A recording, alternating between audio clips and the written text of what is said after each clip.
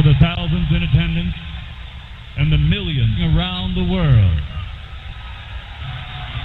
Ladies and gentlemen, let's get ready to rumble!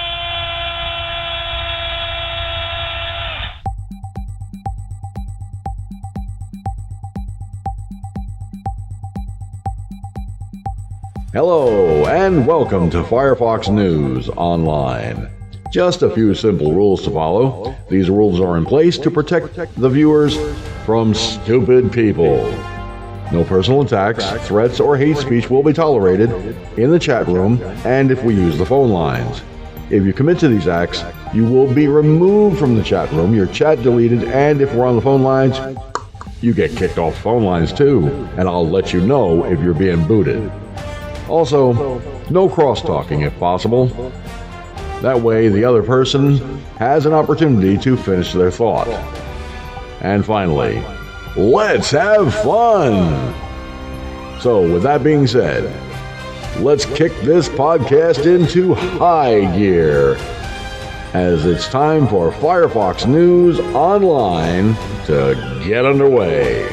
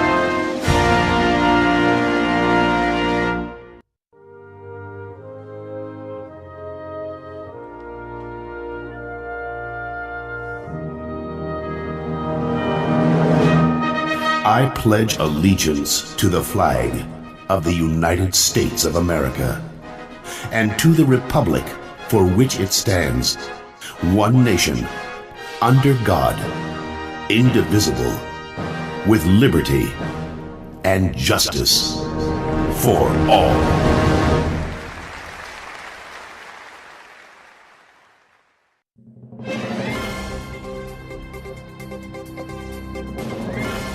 And now, America, it is time for Talking Points. The views and opinions expressed in Talking Points are that of the host and the host alone, and do not reflect the views and opinions of anyone else or this broadcasting service.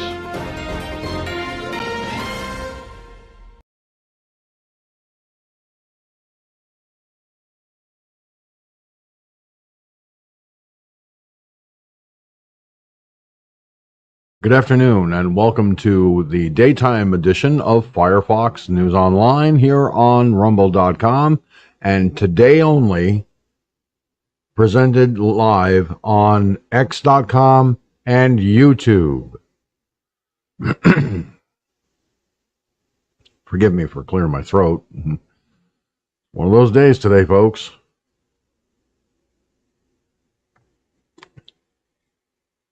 Well, how do I begin? Well, let's start with what happened recently in Minneapolis, Minnesota. A transgender individual, that's what they claim it is,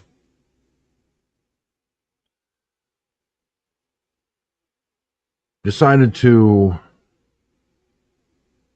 do the most vile, disgusting thing a human being could ever do, and that's take another human life. Now, let me be clear on something, folks. The Democrats on the left want nothing more than to take away your guns if you're a legal, law-abiding gun owner. My guns as a legal, law-abiding gun owner. Let me show you something. This is an AR-7 22 caliber survival rifle. Oh, a couple of things missing. Well, there's a reason for that. Because this weapon, I can load the barrel, the magazine, and the receiver all inside the stock.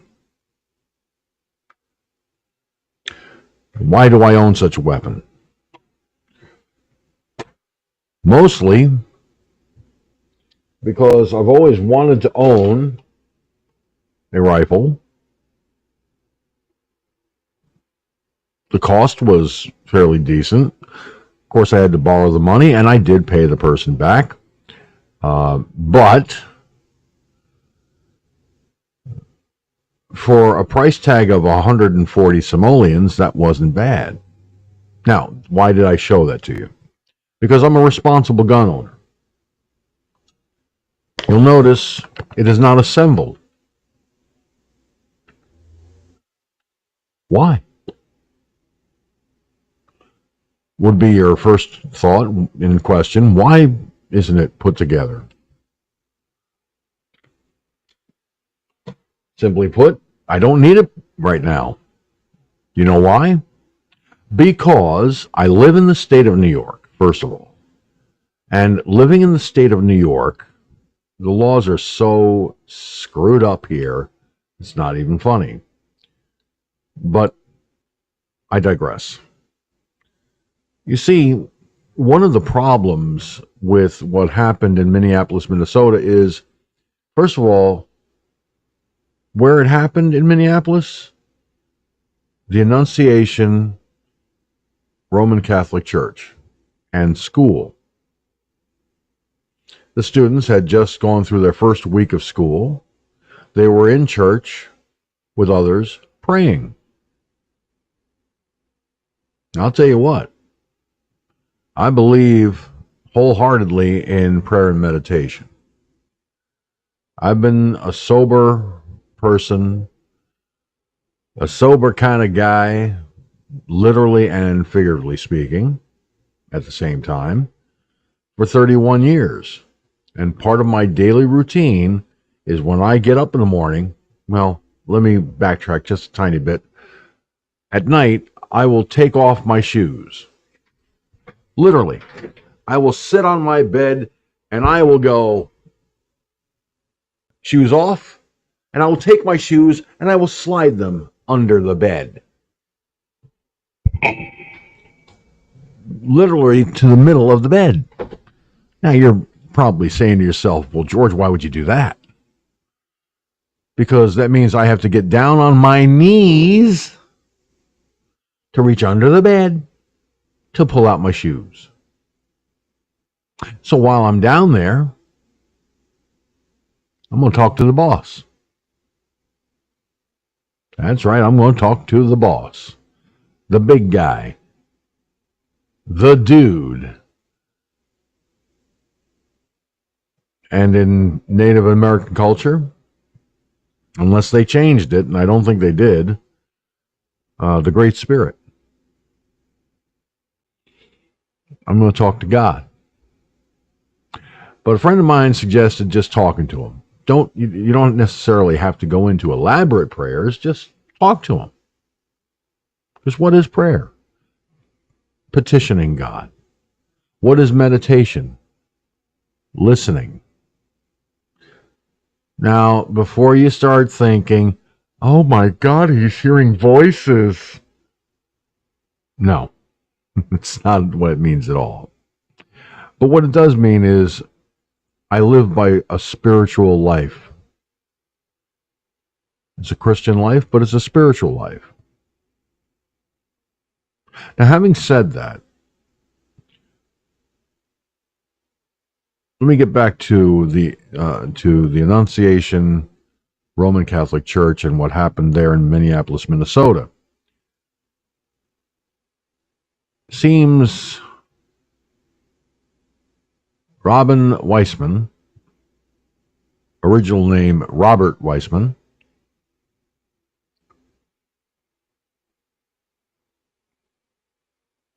thought he was trans. Thought he was transgender.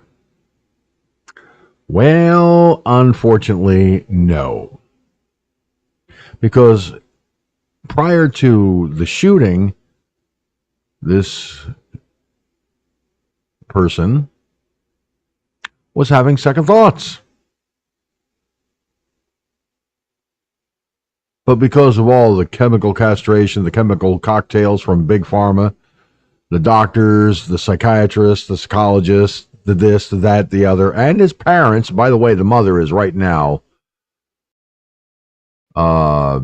seeking a criminal defense attorney, is not talking with police. I'll get to that in just a moment.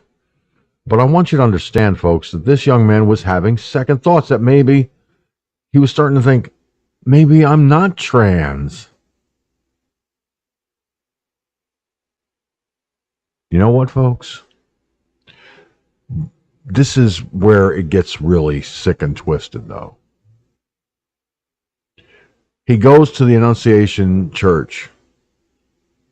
He's outside the church. And this kid goes there with a rifle, a shotgun, and a pistol. And he opens fire on everyone inside. 2 children dead, 17 others wounded. Of the wounded, 3 adults and 14 children. There were 2 children on the critical list. At the last thing I heard about that was one child had been taken off the critical list. Apparently that child is doing much better. The other child, however, is still on the critical list. But the reason I'm so angry over what happened is because Democrats created this thing called a gun-free zone. Gun-free zones don't work. They never have and they never will. So it's time to take them down.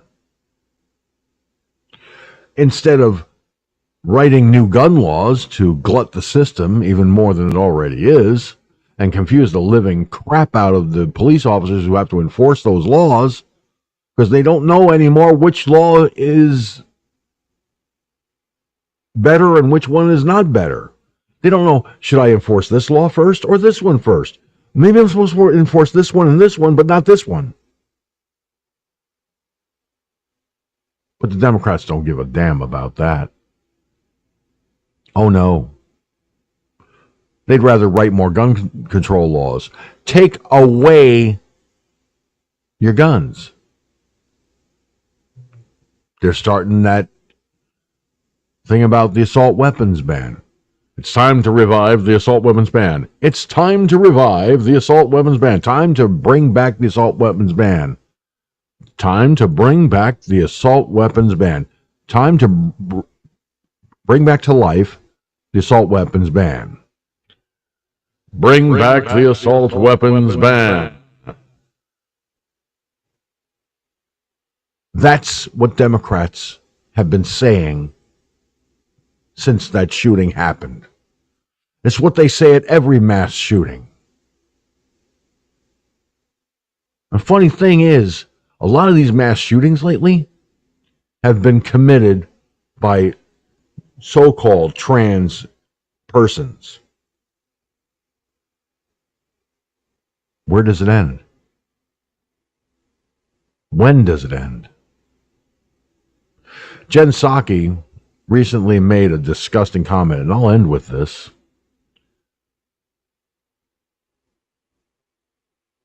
She said, and I quote, well, might help if I actually bring it up. So let me go to that quote, because I could not believe my eyes. All right? In fact, I'm going to show it to you.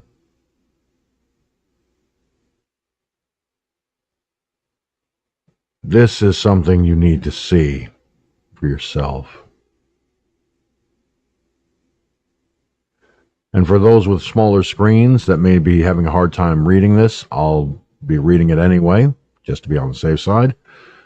On August 27th, 2025, Jen Psaki, former press secretary turned MSNBC pundit, show host, whatever, the evil Peppermint Patty, said the following: prayer is not freaking enough. Prayers does not end school shootings. Prayers do not make parents feel safe sending their kids to school. Prayer does not bring these kids back. Enough with the thoughts and prayers.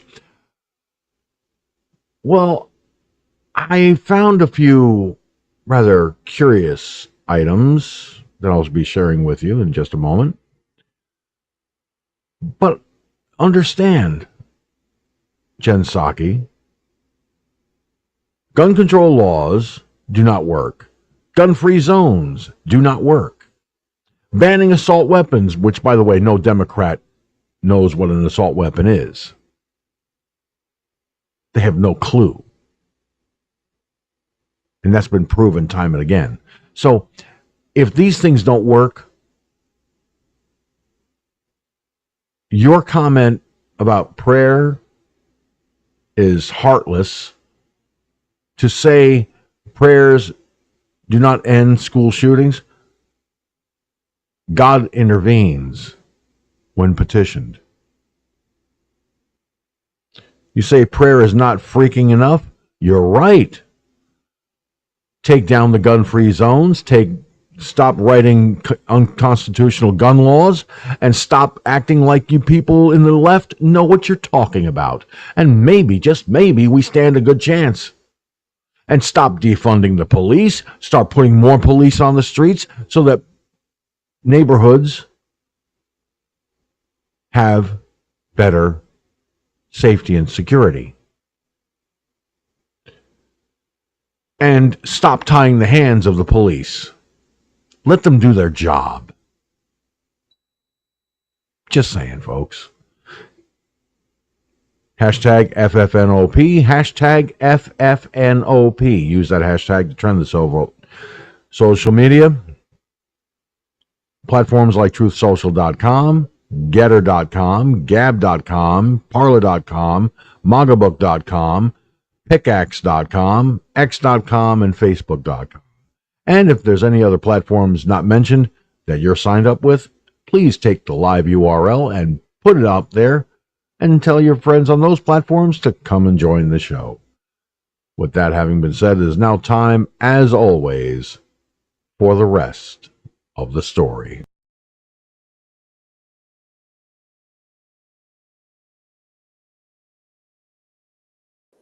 Hey, all, folks.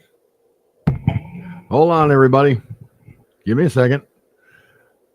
There we are. And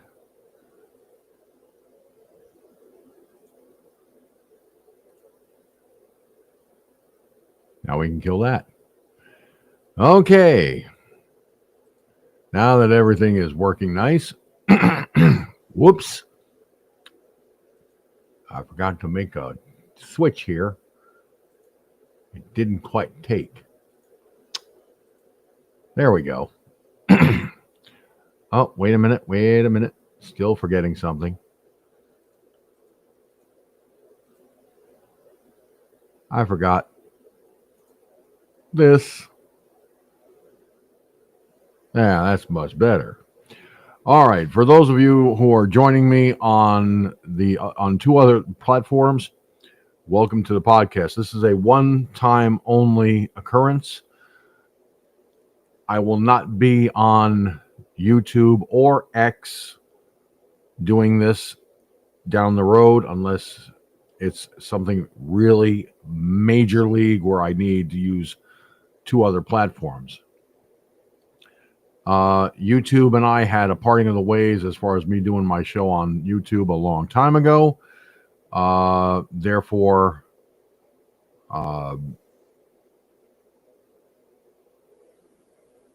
it is what it is. So, for those of you who are used to the normal weeknight break, the following will not be shown because I'm on these other two platforms. The first is FAFO. I know a lot of you love the video, but unfortunately, not going to happen because YouTube will shut down my account. They're that stupid. X, after what happened recently, is lucky I'm even live streaming on X. After today, I won't be doing that unless absolutely positively no other choice where I have to reach a wider, bigger, huge audience for something extremely urgent. And there is that. So we are live on Rumble, X, and YouTube. So when I go to the break, of course, I will play the Edwards Notebook, as always, but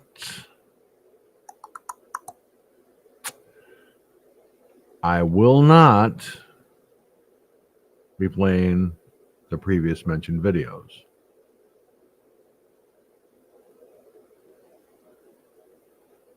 Oh, yeah.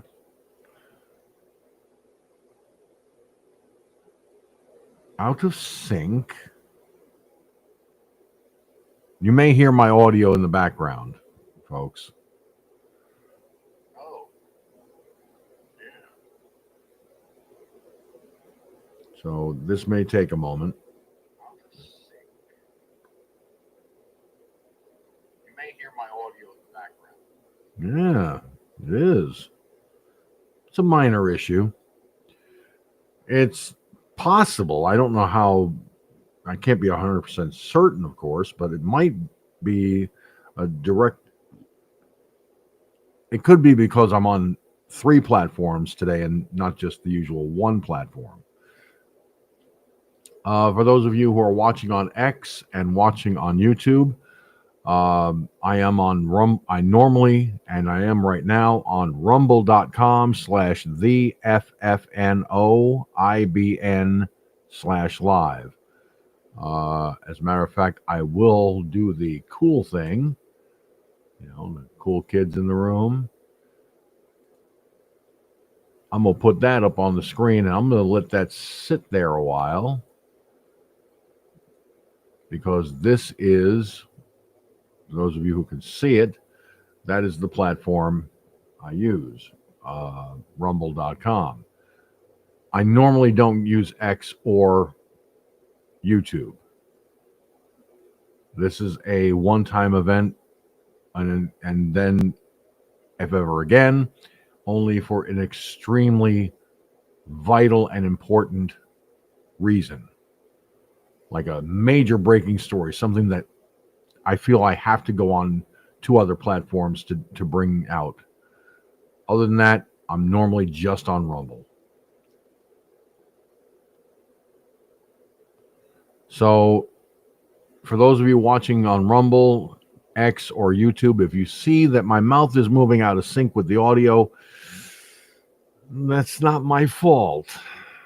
It's a possibility the connection between the 3 is a little wonky. The important thing is the message gets out, the word gets out. All right. Now I want to put something out there. I really think this is something you need to see.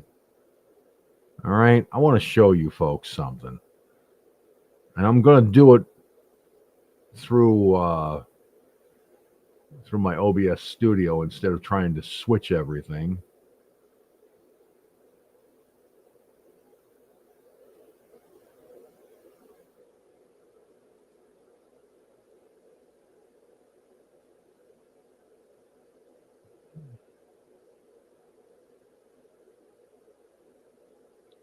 I'm going to show you a couple of images, and then I'm going to show you some images here that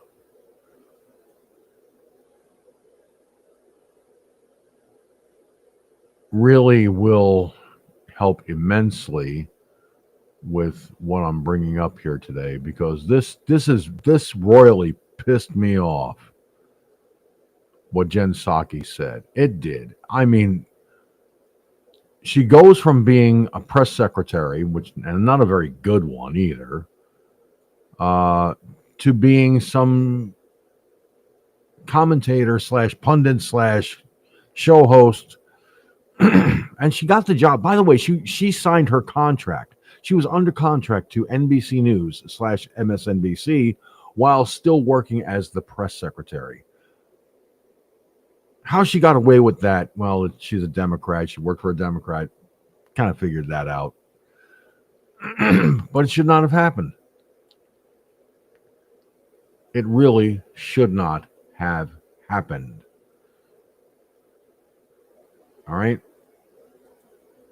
Actually, I think I will show these.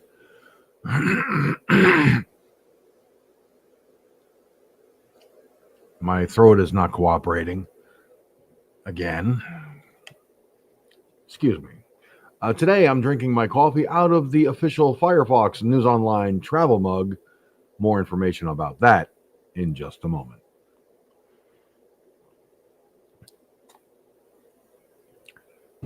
Okay. Now, of course, Greg in the Rumble chat room calls the Democrats demon rats. I, on the one hand, have a rather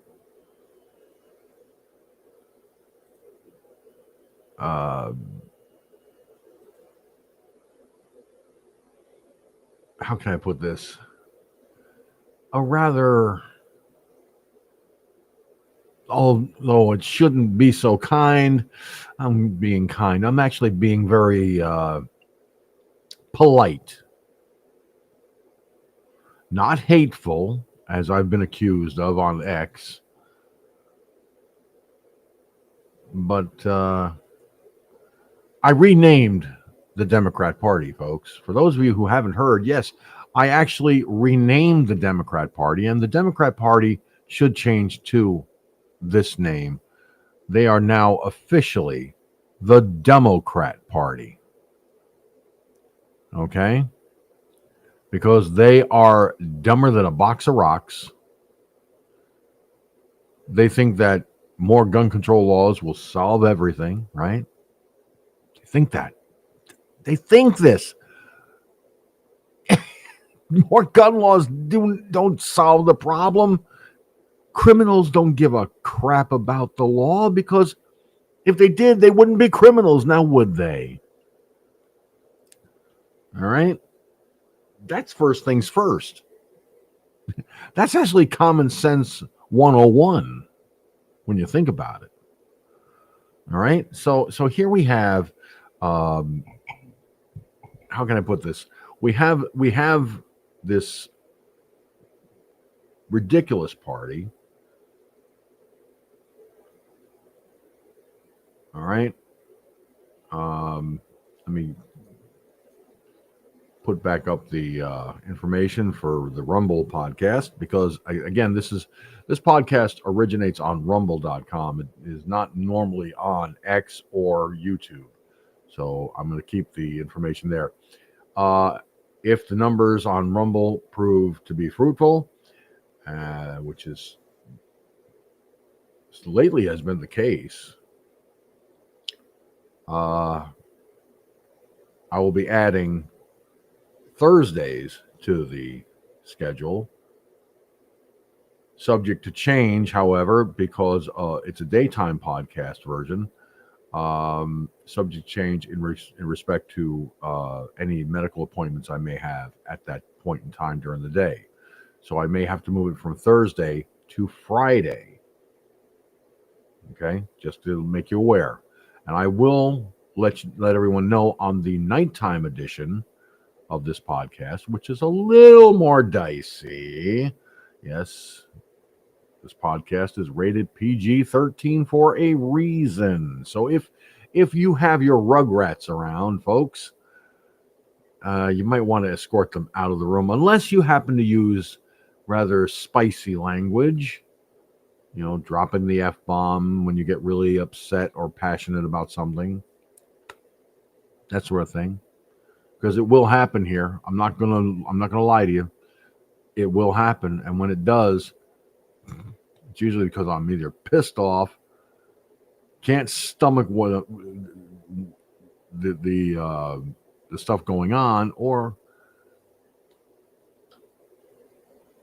well, basically that. Okay, so here we have. Yeah, Greg said it really well here. I mean, look at this, folks. Unique, one of a kind, beyond the realm of comprehension. Exactly, buddy. Exactly. Now, Greg on Rumble put that out there. Now, you're going to notice I'm going to be saying the location of the comment. Only because I'm doing this on various platforms, so it is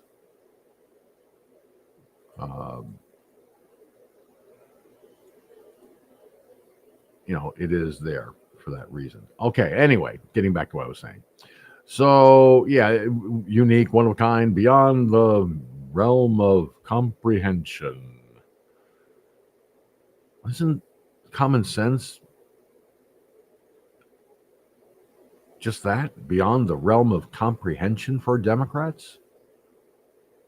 Beyond the realm of comprehension for Jen Psaki? Just saying. Now, check this out. Greg said, he says, I'll be nice and kind. I'm going to say something that is going to probably piss off the overlords on YouTube and possibly the algorithm on X, but it needs to be said. The views and opinions that will be expressed on this program are that of the people in the chat room or myself, and do not necessarily reflect the views and opinions of any other person or the platforms I am podcasting on today. Rumble.com, X.com, and YouTube.com. So, be forewarned though. You commit to hate speech, threats, personal attacks, I'm gonna bounce your comment and I'm gonna bounce you right out the door. Okay, so don't do it in the chat room. You don't want to get this old NCO pissed off.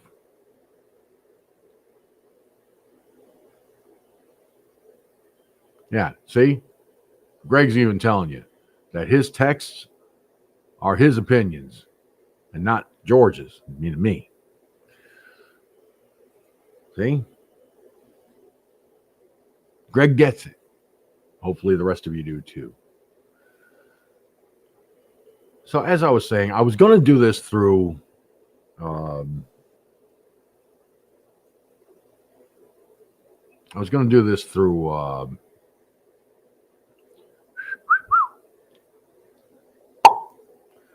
try and get the words out, George.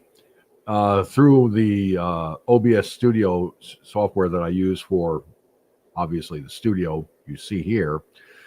But that would not have been practical. So I'm going to do it as I often do.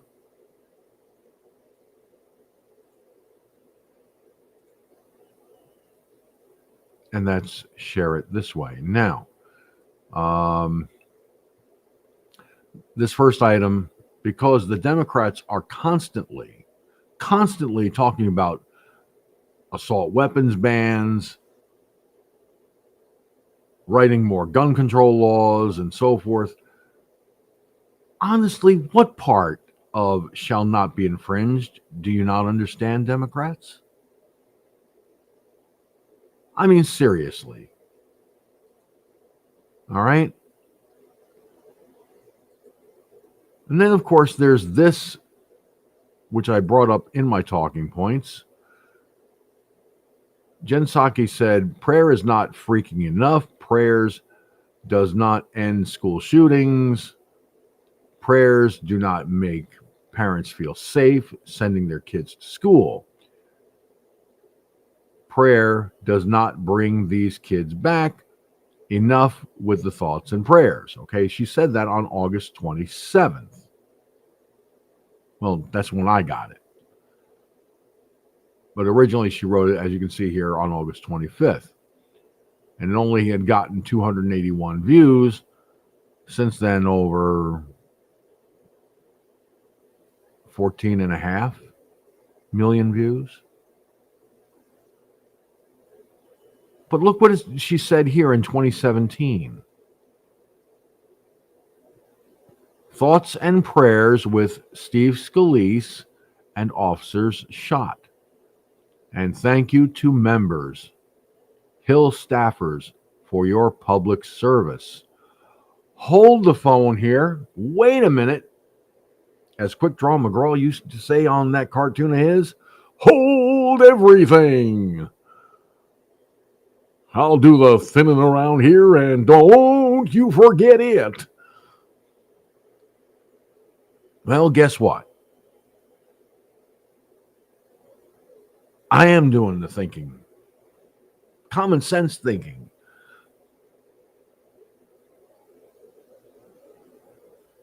Okay, prayer is not freaking enough. Jen Psaki really needs to grow a brain cell. Well, every Democrat needs to grow a brain cell because what they have inside their heads is sawdust, basically. Just saying, folks. Just saying. Of course, this is my opinion. It might be a little screwy, but it's my opinion. Screwy to Democrats and the liberal left, but to common sense thinkers, no, not so much. But anyway, I digress. So she's like, prayers, do not make parents feel safe sending their kids to school. Actually, you want to know something, Jen Psaki? As a stepfather, as an uncle, easy for me to say, right? Honestly, I'm sorry, but this woman has a serious problem understanding common sense. Because as a stepfather and an uncle, okay, when my stepdaughter went to school, when my nieces and nephews went to school, all right, I said a prayer for their safe journey to and from school. It made me feel better knowing that I did the right thing, asking God to watch over them. There's nothing wrong with it at all. No. Let me be crystal clear on that. There's nothing wrong with parents, aunts, uncles, grandparents, siblings asking God to watch over a child going to and from school. Jen Psaki's got it all twisted up in her head, and of course she's a Democrat. No surprise there, right? Plus, she works over at MSNBC, soon to be Ms. Now. No, that's MS Now. Although I'll have to show you what I'm talking about later, if I remember to, if I have time. But she goes on to say, prayer does not bring these kids back. No, you pray for their souls. If the child is lost, if their lives are lost, you pray for their souls so that they can be with God.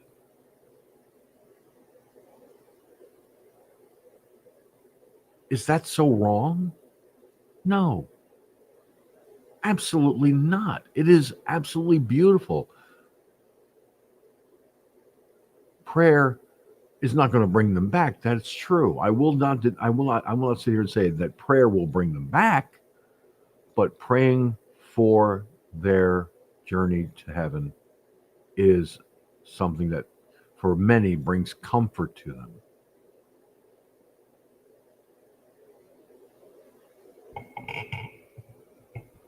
I mean, seriously, this Jen Psaki, this is just so sad, so evil of you to say. The last line in your post on August 25th, on August 27th, it was August 27th. I did have it right the first time. Your comment on August 27th was, enough with the thoughts and prayers. Who are you, Jen Psaki, to dictate to America what they will do? And you're a hypocrite. A stinking freaking hypocrite. You said thoughts and prayers with Steve Scalise and officers shot in 2017. June 14th, to be more precise. But on August 27th of this year, in the wake of the school shooting at the church, the Annunciation Roman Catholic Church in Minneapolis, Minnesota, you had the balls to say this? Enough with the thoughts and prayers, you hypocritical bitch. I'm sorry if that hurts anyone's feelings, but that is exactly what she is. In my opinion, she's being a hypocritical bitch. Who is she to tell anyone enough with the thoughts and prayers?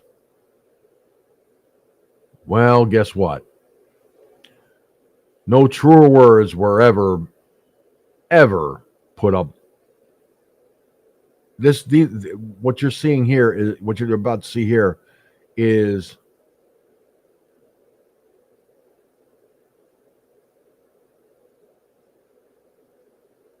well, take a look at this. Trans women are, and they slashed out real women and put in bold red letters, insane men.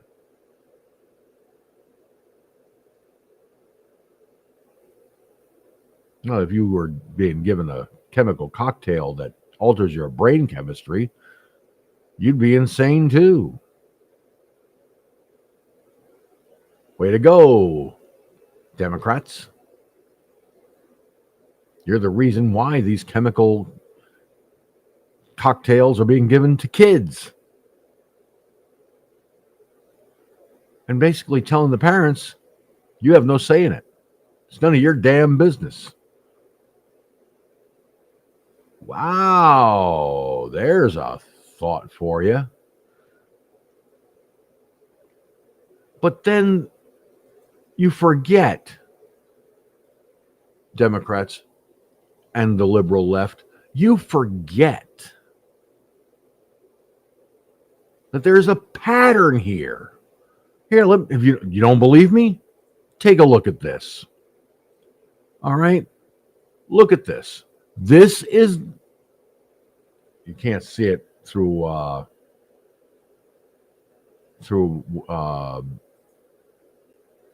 let me turn this off for a minute. There we go. Turn my scrolling banner off for just a moment. But take a look at this, folks. All right. What percentage of Americans are quote unquote trans? What percentage of shootings are by quote unquote trans? Well, guess what? Look at the list here. Denver school shooter number 1. Devon Erickson, identified as trans. Denver school shooter number 2. Maya Alec McKinney, identified as trans. Aberdeen shooter.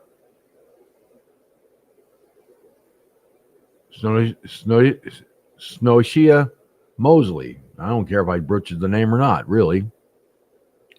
Identified as trans. The Nashville shooter. Audrey Hale, identified as trans. The Uvalde shooter. Salvador Ramos. Trans? Unconfirmed, but more than likely. Georgia shooter, Colt Gray. Trans? Again, unconfirmed, but most likely. Iowa shooter, Dylan Butler, identified as gender fluid. Philadelphia shooter, Kim Brady Carricker, identified as trans. And then, of course, there's Colorado Springs shooter Anderson Lee Aldrich, identified as non-binary. These sick fucking people.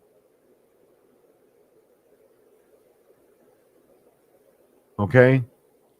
Literally, we're taking all of them, most of them, if not all of them, the chemical cocktail necessary to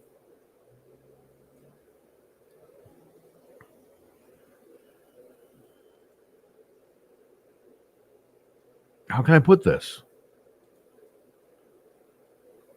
Necessary to alter their brain chemistry.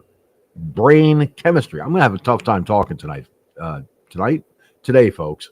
Getting a little tongue-tied here. It's not fair, but it happens.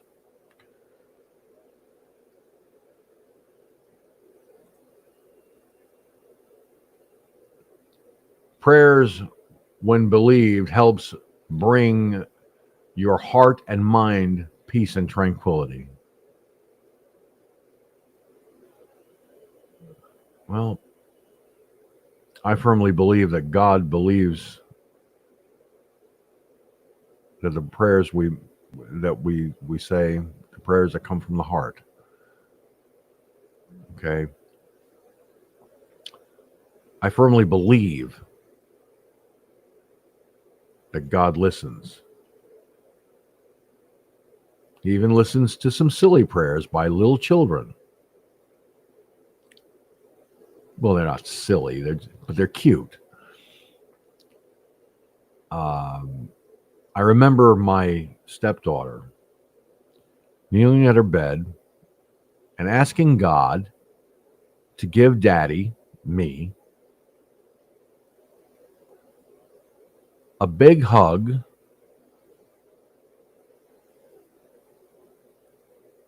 and then she turned around and said, "Can you make it possible for Mommy to give me a baby brother or baby sister?" Unfortunately, my ex-wife, my then wife at the time, well, she was my ex-wife at that point, but we were trying to get back together. Her mother smiled and she started to tear up. So we walked back to the bedroom and closed the door. And of course, my stepdaughter was very capable in putting herself to bed. Because as soon as she got done asking God for that, she hopped right up in bed, grabbed her stuffed animal toy of choice, and curled up and went to sleep. So we walked back to the bedroom, to our room. And I said to her mother, I said, "Tara, tell me something. She's too little to know what you actually did after she was born, right?" And she was too young. But her mother later told her. I wasn't there when she told her this, sadly, but she did tell her. My ex-wife went through 33 plus hours of labor. And she swore she would never go through that again, so she went and had her tubes tied, cut, and burnt.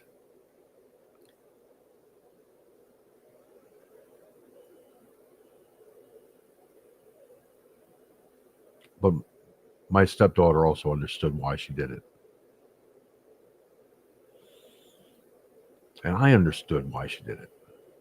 That's why I was never upset with not being able to be a proud papa biologically.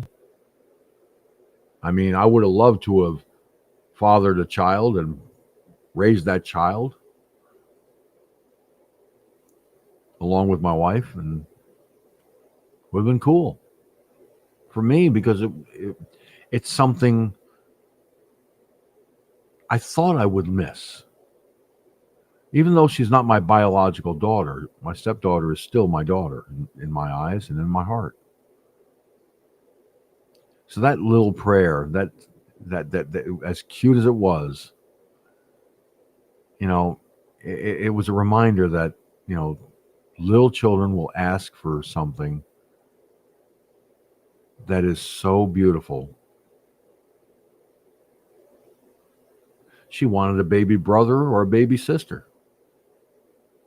There's nothing wrong with that at all. Nothing wrong with that whatsoever. Greg said in the chat room, these demon rats are sounding more and more like Reverend Jones in Jonestown. Pass out the punch.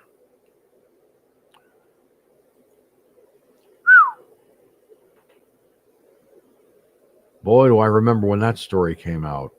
Holy moly. Yeah, that's just nuts. Spike the Kool-Aid.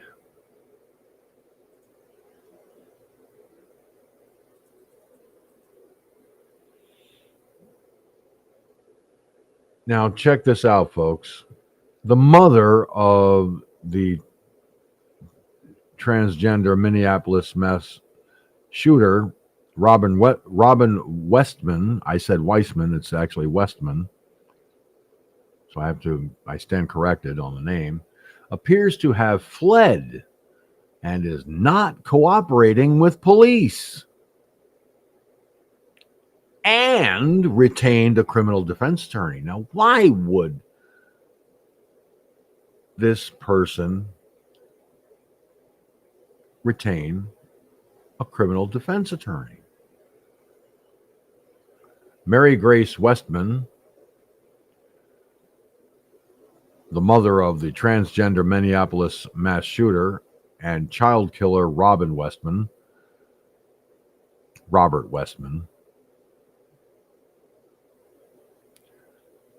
whatever, appears to have fled and is not cooperating with police. Now, just a reminder, there's an update to this article that Mary Grace Westman, excuse me, has retained a criminal defense attorney.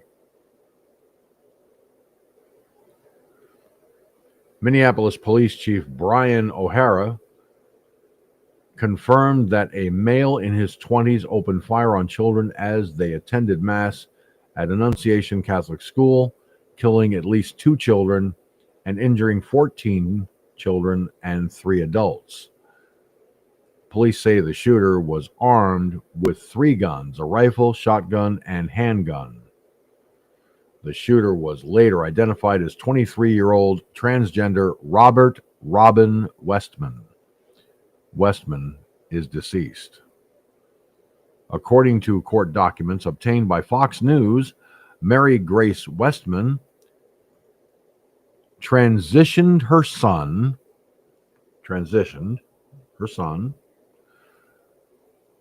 and changed his name from Robert to Robin when he was 17. Via Fox News, according to court docs, at 17 years old, Robert Westman formally had his legal name changed to Robin because docs state the minor child identifies as female and wants her name to reflect the identification. The application for a name change of a minor was filed by the mother, and a court granted the request in 2020. After Westman's mother transitioned him, he wrote in a journal that he was tired of being trans. I only keep the long hair because it's pretty much my last shred of being trans. I am tired of being trans. I wish I never brainwashed myself, he wrote, according to a translation by the New York Post.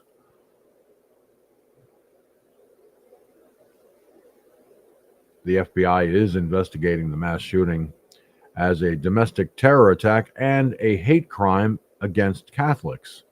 Minneapolis Police Chief Brian O'Hara, who has repeatedly stated he just can't figure out the motive behind the anti-Catholic transgender shooter's mass shooting, told the press on Thursday that Westman's mother is not cooperating with law enforcement.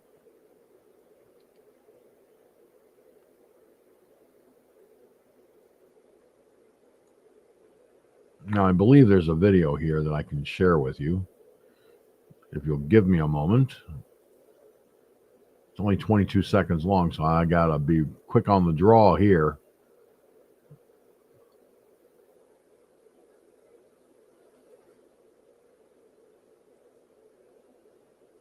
This is not going to be an easy thing to put out there, but this is on X via Off the Press. So here goes nothing. Before I go and do that, however, let me grab a couple of comments here from Greg in the chat room. Any man can be a father, but it takes a real man to be a dad. No truer words were ever written.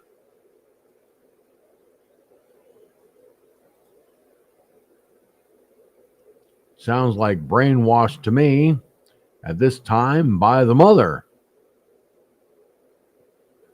Yep. Don't know if they can hold her criminally for what happened, but we'll find out in the days ahead. They said at one time that she worked there. Maybe she had a grudge. You mean the shooter's mother, Greg?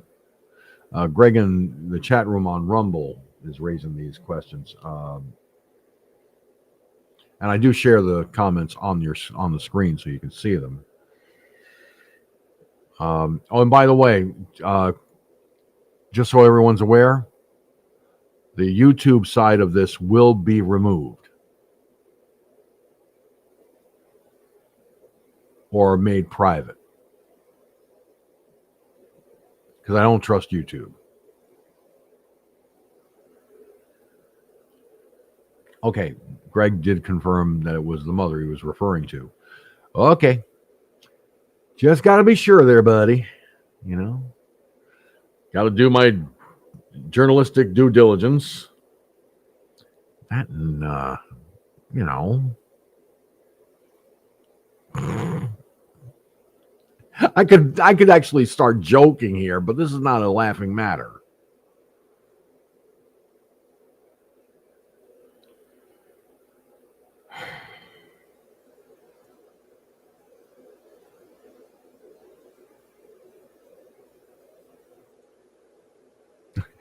He was trying to say F-bomb. He goes, that's good. You dropped an elf bomb. Don't tell Santa Claus that, though. Because the dude in the red suit with the white beard and stuff probably would get very upset with me. But he was trying. Spell check did it to him again, folks. Spell check does a lot of really bad timing editing when using speech to text. Or if you're trying to type it out, it'll even correct it when you manually type, especially on cell phones. It's a nuisance, but it happens. So yeah, I dropped an F-bomb. And for those who do not like it, you can always watch something else. I'm not going to sit here and hold you hostage. That's not my job. All right.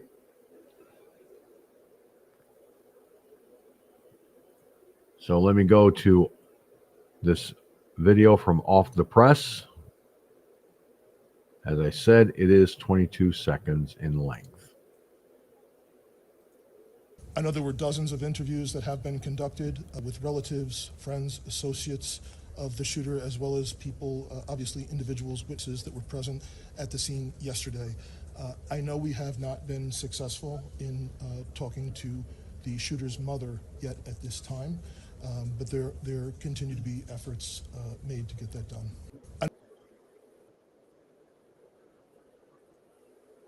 All right. Going back to the article, per Fox News, I have learned the mother of the Minneapolis school shooter, Mary Westman, has retained a criminal defense attorney who I just spoke to on the phone. And he said he is completely distraught about the situation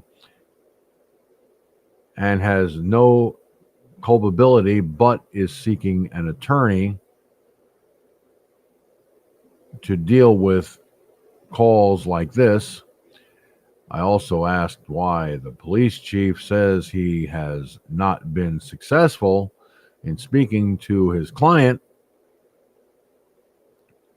and was told he can't comment on the case.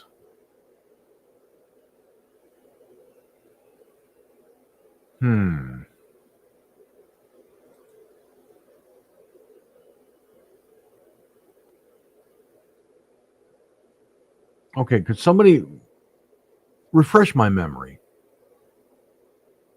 This is an active criminal investigation. 2 children are dead.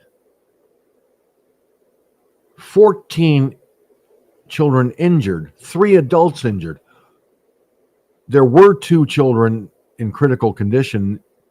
One was taken off the critical list and is doing much better. The other, at last time I heard, was still on the critical list.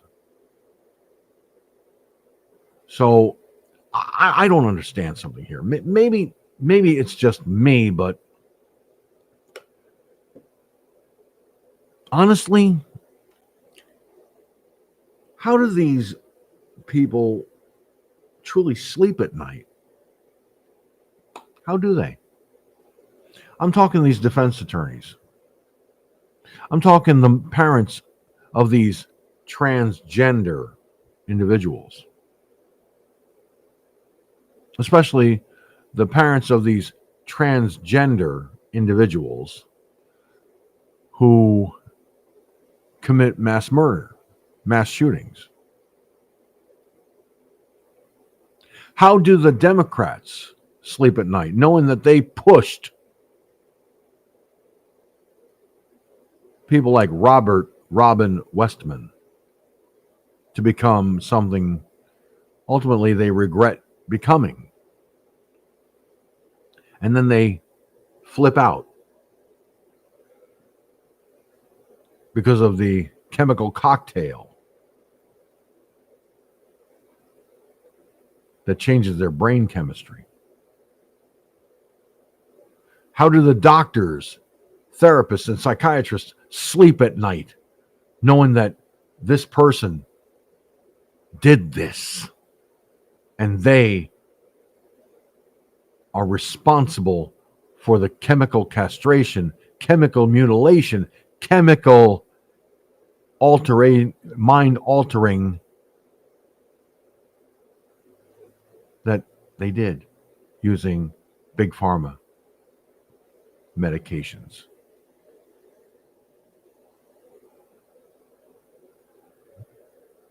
Folks, let me tell you something. Okay, here. All right. I may not be able to hold all of them, but this is just 4 pill bottles. Well, actually, this one is over the counter. This one right here is over the counter, so I'm not going to count that one. But here are, if I can get my big fat right hand to do this. Okay, there's 1 bottle missing. So let's see here. There's 4 pill medications here. There's 4 right here. There's a 9th one still in the hold. Okay. These are all medications that my doctor had to put me on for my high blood pressure, my diabetes, my cholesterol, and so forth. And she went through carefully, very carefully, every single, and I do mean every single side effect. Checked everything. crossed every T, dotted every I to make sure that what I'm taking, one, doesn't screw up my brain cells. Joking, of course, and what I'm about to say. My brain cells are already a little screwy in St. Louis. Me, that's why I talk like Bugs Bunny on occasion, Doc. I know some folks might think I don't sound like him, but others do, and that's okay too. All right. And speaking of medication, I'm running a little late taking mine, so I'm going to do something I try to avoid doing, but because of the lateness of the time and everything, I'm going to have to do this now because my doctor will be very upset with me, and I get a little testy when I don't take it on time. I've been running around like a chicken with my head cut off this morning to get ready for today, and well, I forgot to take my morning supply, so normally I wait 8 hours to take my nighttime stuff anyway, so no big. I'll be back on track in no time flat. So I don't know if you're going to be able to see this, but these small pills right here, there are 7 of them. Well, excuse me, let me make sure of my count here. Yeah, there are 7 tiny pills right here. Taking this one out of the equation because this is acetaminophen. It's over the counter. My epilepsy medicine and my metformin. All right, so I have to sit here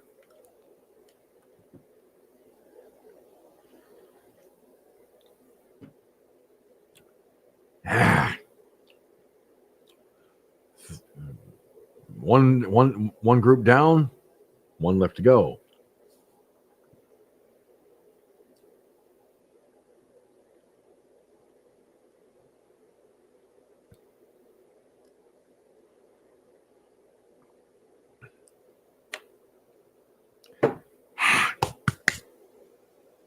$2.11. So let's see here. Doing the fuzzy math. Okay. It's a little later than I'd like, but on or about 10 o'clock tonight, I'll be taking my nighttime pills, which is really not that late anyway for me. So I can live with it. I can live with it. Slight Star Trek reference there, but if you're a true fan of Star Trek and you watch Deep Space Nine, you'll know the Avery Brooks captain's log, personal log from a particular episode. Anyway, I digress. So here we have Jen Psaki making an ass of herself. We have the liberal media making asses of themselves.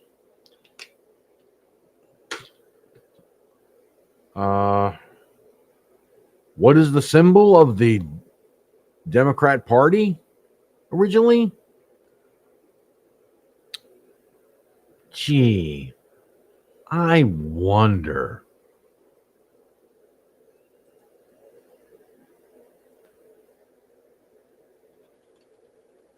I just wonder.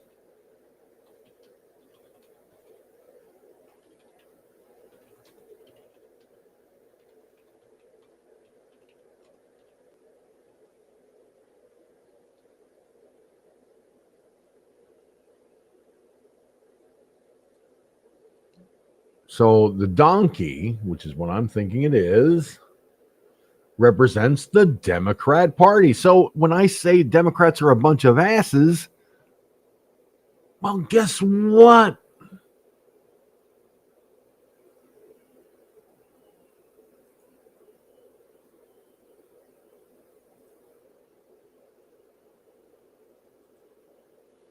They are a bunch of asses.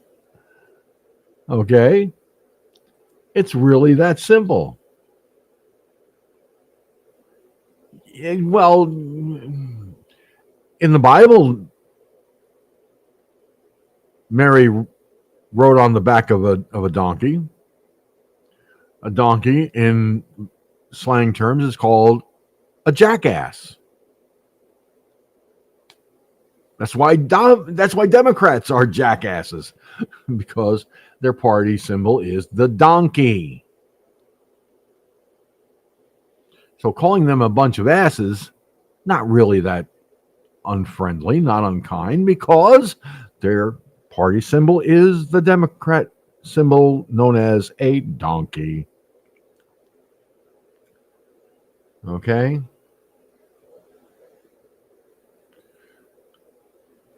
Yes. Okay, just to show you that Greg on Rumble is saying these things. He was saying donkey to be nice. And of course, he mentioned burro. But a burro, that's the Mexican, that's what the Mexican people call a donkey, a burro. Learned that when I was a wee little kid. Learned from my mom.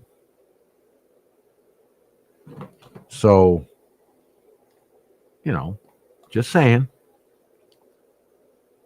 So when I call a Democrat an asshole,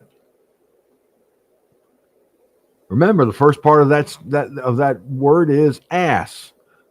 What is a Democrat when you call him an ass? He's a donkey. What is the symbol of the Democrat Party? The donkey. Simple. Simple, basic logic. Okay.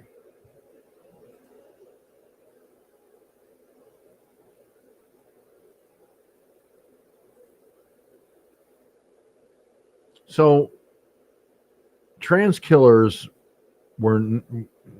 Minnesota was not the first, as we've come to realize.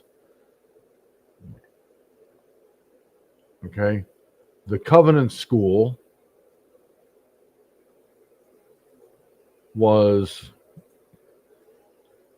one such mass school shooting. I mean,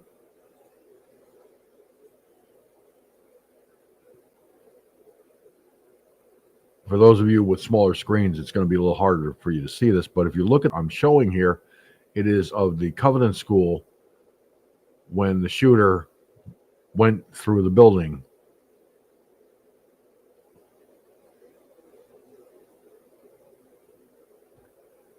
Honestly, I don't understand. How is it even possible that people forget this stuff?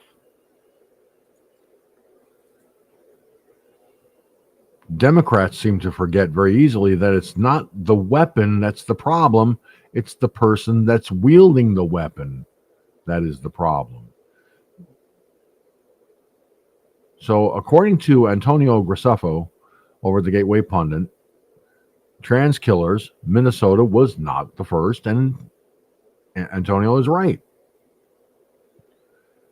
The perpetrator of the August 27 Annunciation Catholic school shooting in Minneapolis was 23-year-old Robert Robin Westman, a transgender individual. According to ABC News, driver's license records listed Westman as female, and a 2020 Minnesota District Court order approved a name change for Robert to Robin after noting the minor identifies as female and wants her name to reflect that identification. So, before I continue, a personal opinion here.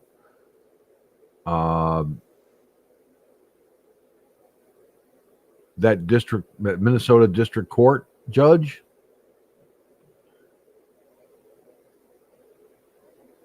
to a degree, to a very simple degree, You're just as responsible as the mother of this kid.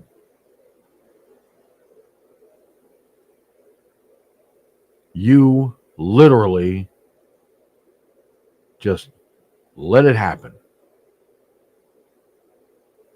Nice job, Judge. Nice job. I wonder how you sleep at night since this shooting took place. How's your conscience, Your Honor? Reading on with the rest of the article. This was not the first transgender shooter, and not the first time a Christian school was targeted. In 2023, Nashville school shooting occurred when on March 27th at the Covenant School, the shooter was identified as Aiden Hale, previously referred to by police as Audrey Elizabeth Hale, a 28-year-old former student of the school. Police initially identified the shooter as a woman, but later confirmed Hale was transgender. 6 people were killed in the attack, including 3 children, all 9 years old.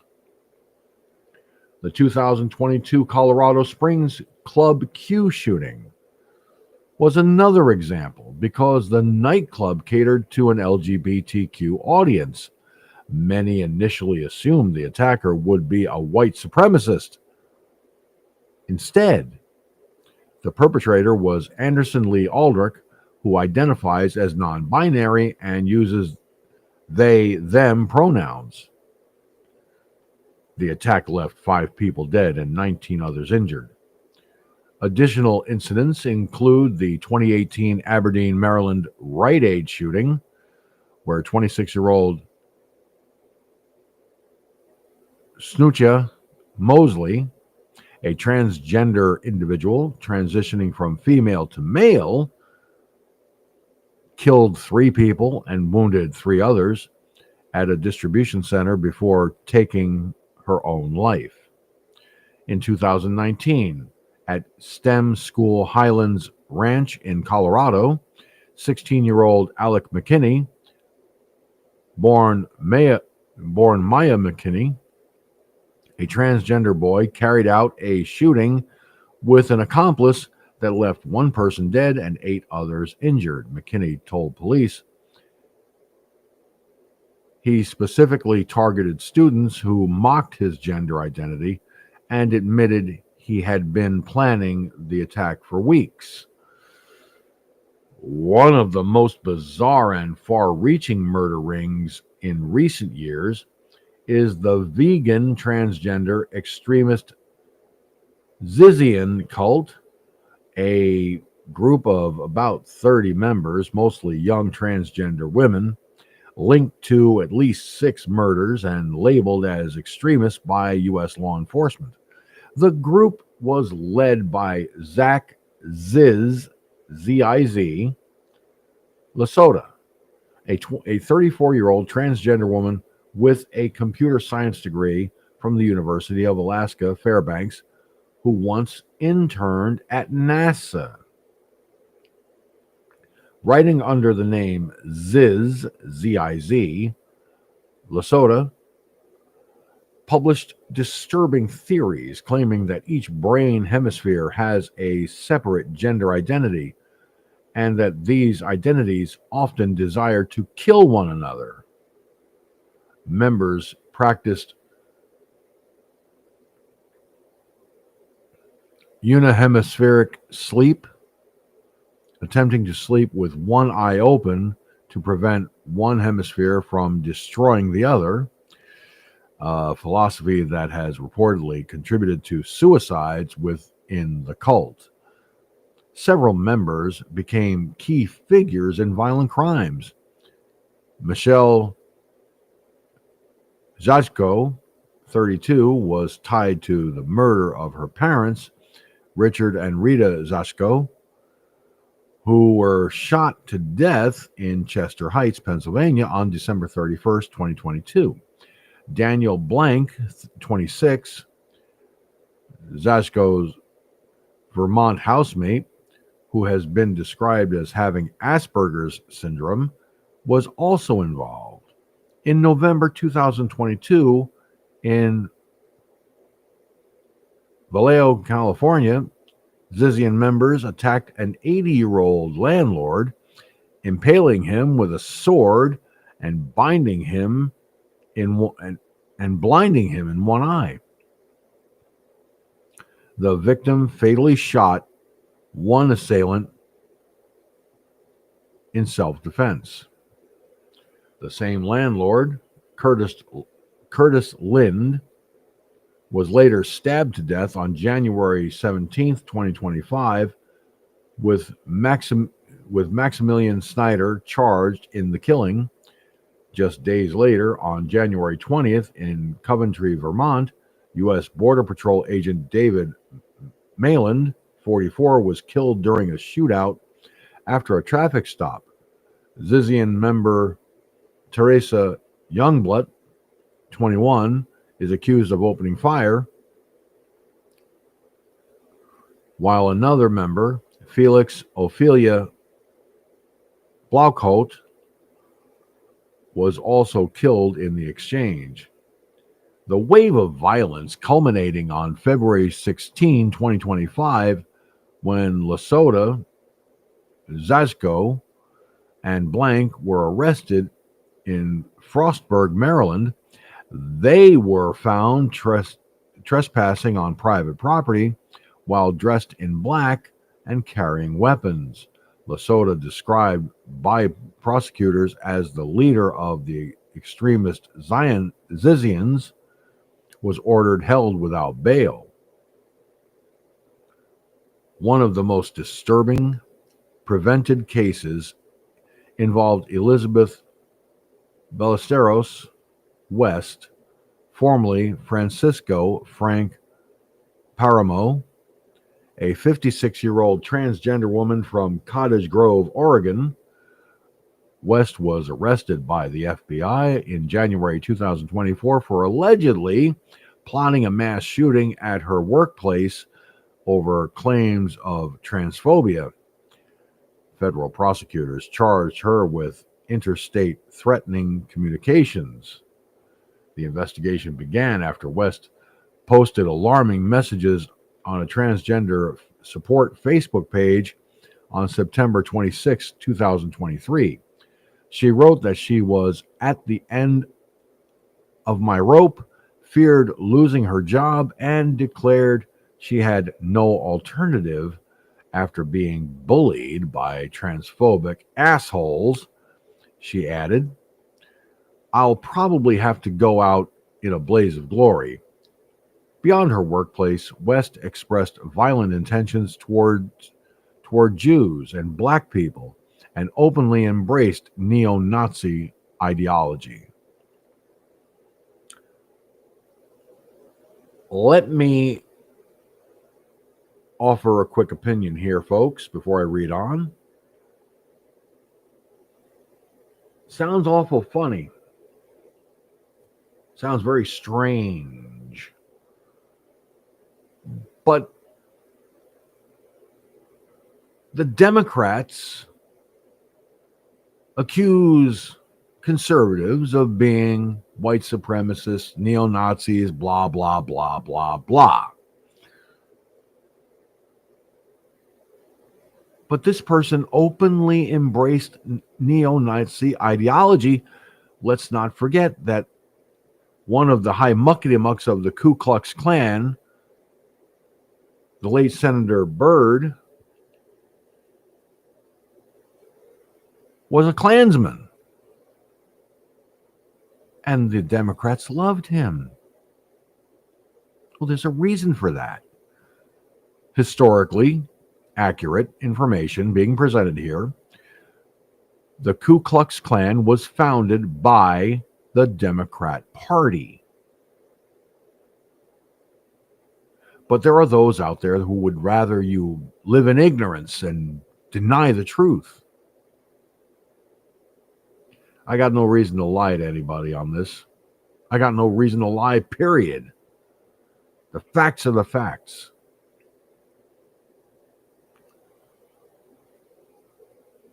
Let me continue on with the rest of the article here. When the FBI searched her property, agents discovered a massive weapons cache, 11 handguns, 16 rifles, tens of thousands of rounds of ammunition, gun accessories, dozens of violent drawings, and a notebook titled Black Shadow Journal. According to an FBI informant, West had a history of reckless behavior, once playing Russian roulette during Christmas 2022 while in a disassociative state. Easy for me to say, right, folks? She had also been arrested in 1993 for placing a shotgun in her father's mouth and pulling the trigger, though the case was later dropped. West's personal history revealed long-standing mental health struggles, including diagnosis of bipolar disorder, dissociative identity disorder, and PTSD. The FBI also tied her to white supremacist activity, noting she and her boyfriend had attended neo-Nazi rallies in Washington state and even hosted participants at their home. Her social media was filled with memes and propaganda glorifying Hitler, promoting racial violence, and threatening mass attacks. Quick point of fact here, the Democrats on the left embrace people like her, like this. Okay? They actually embrace and want to protect people like this. But yet, they accuse President Trump of being a white supremacist, a Nazi, and all this other crap. And then they just ignore the fact that this is right there in our faces. They are the neo-Nazis. They are the Nazis. They are the party of hate. The Democrat Party founded the KKK. What more evidence does anyone need to prove beyond a reasonable doubt that the Democrat Party is as evil as Adolf Hitler was?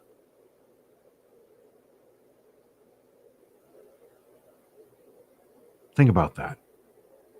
Let that sink in. Continuing on with the article.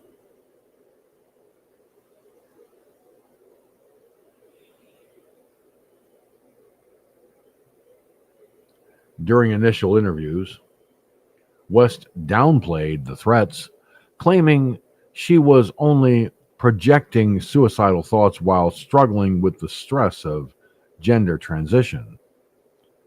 This raises broader concerns about undiagnosed mental health issues and the possible effects of hormone use. A research report published in PubMed Central found that approximately 58% of transgender patients had at least one DSM-5 diagnosis, compared with 13.6% of cisgender patients. Similarly, a study published in Science Direct concluded that transgender people are about 6 times more likely than the general population to suffer from mood and anxiety disorders, findings echoed in the American Journal of Psychiatry's review of treatment utilization. Recent surveys reinforce this troubling pattern. In 2024, U.S. National Survey on the Mental Health of LGBTQ+ young people reported that 71%, let me read that part of the paragraph again, folks. 71% of the transgender and non-binary youth experienced anxiety symptoms, while 44.4% reported recent suicidal ideation, and nearly 7% admitted to a recent suicide attempt.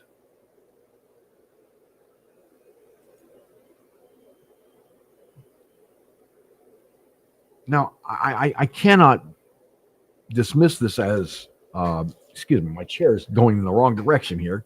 There we go. Still not quite right. There we go. My chair has a tendency to move out of position whenever I try to get comfortable in my seat. But getting back to what I just brought, the story I just brought to your attention, the Democrats literally embrace this stuff. Okay? They do. They absolutely embrace this crap. And if they're embracing the transgender community, okay, then they're embracing people like that one individual who embraced neo-Nazi ideology.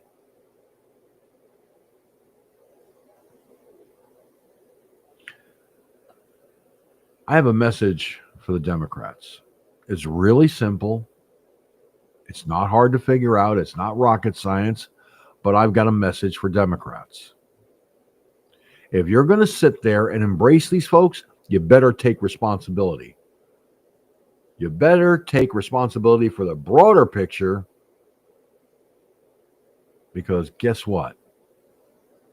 You're embracing these folks, forcing children to transition when they shouldn't be doing that at all, taking away a parent's right to choose, and forcing this sexual castration, mutilation,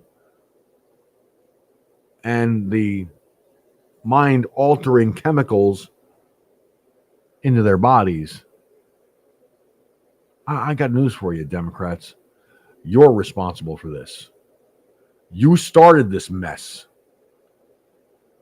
You embraced it for 4 years under Joe Biden. You're a puppet on a string.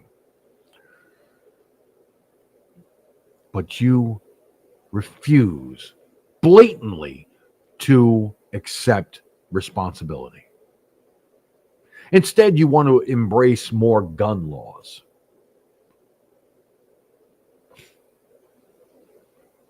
You want to blame the weapon that was the tool, not the mental health community experts like Westman's physician, Westman's psychiatrist, and or therapist, or both. You refuse to hold accountable.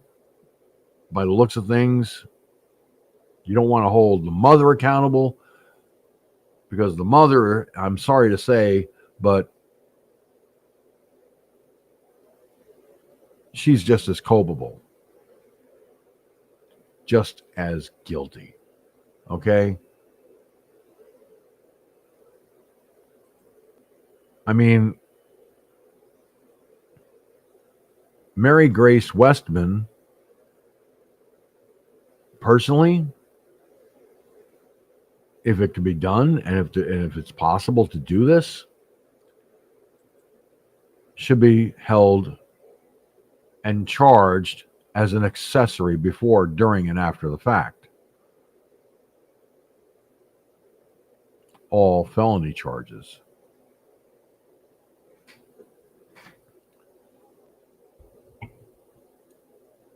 This is not going to go away, folks. All of this insanity is going to keep happening. I'm sorry to burst your bubble, but there's going to be another transgender person coming out of the woodwork and committing a mass murder. I have a common sense solution, and I'll bring that to you. But first, I need to take a break. So what we're going to do is, what I'm going to do is I'm going to board my Firefoxnews Online TARDIS, as it's been nicknamed.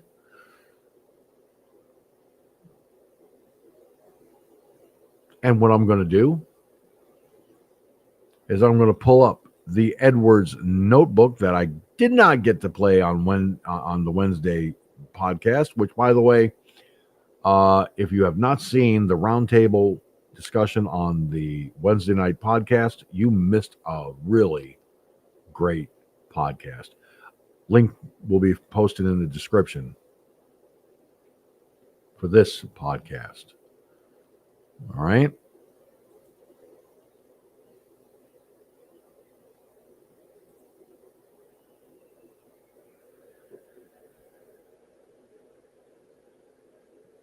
What do you know? I seem to have misplaced the Edwards notebook.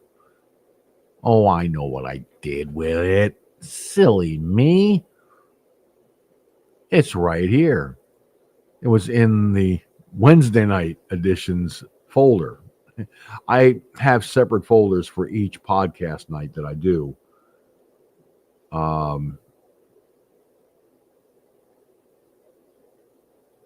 Seriously, comes in handy. I just have to remember what folder certain items are in, so this way I can get to them. All right, so here, let me go. Hold on. There we go. All right, folks. Time for me to do what I do, and that's offer the Edwards notebook, and then we'll take a fast break and be right back. Stay tuned.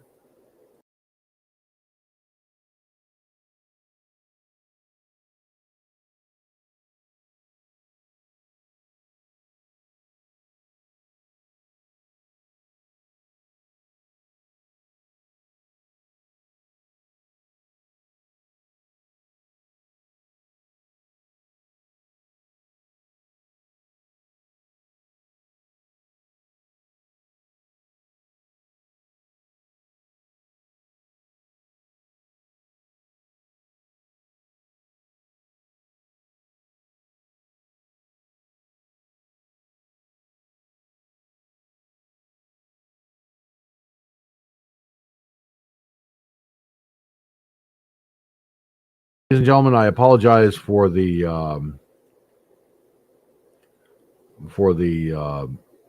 dead air. I thought for some reason everything took. Gentlemen, I apologize. Whoopsie. I was checking with my cell phone, as I often monitor my podcast that way. So let's try this one more time. All right. Here's the Edwards notebook that I tried to play, and it didn't go through. This time, I think it will. The first time I learned about how much regressive Democrats hate black Americans was when my dad told me when I was a little boy growing up in Cleveland.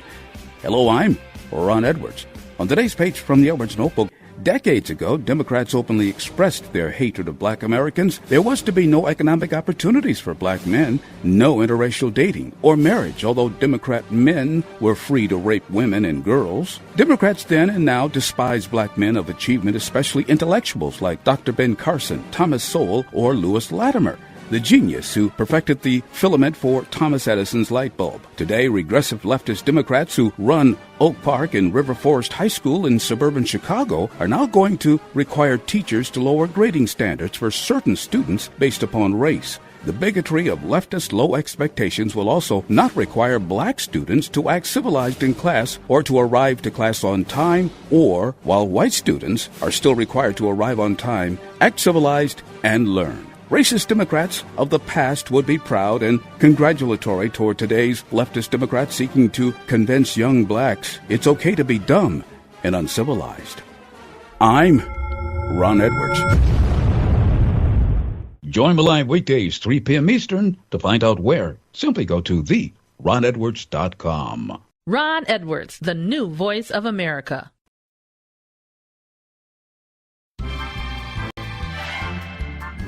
Hey everybody! Firefox News Online will be right back after the break, but I want to take this opportunity to invite you to click on the follow button. And if you like the content you've seen so far, why not click on that thumbs up button? It lets the algorithm know that George's podcast is doing something cool and that you like it.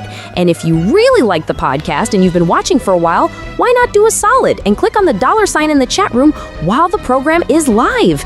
This way you can support the channel. Now, of course, if you want to support the channel using a different method, not a problem. We have that covered. Go to paypal.me/FirefoxNewsOnline and you can use that even if you're watching in archives as well. So you can support the channel one of two ways, via the chat room when the podcast is live and using PayPal, and you can use either method when the podcast is live, giving you two cool ways to support a podcast that tells it like it is, holds nothing back, thus the PG-13 rating, and brings you news items that you might have missed, all while even having fun along the way.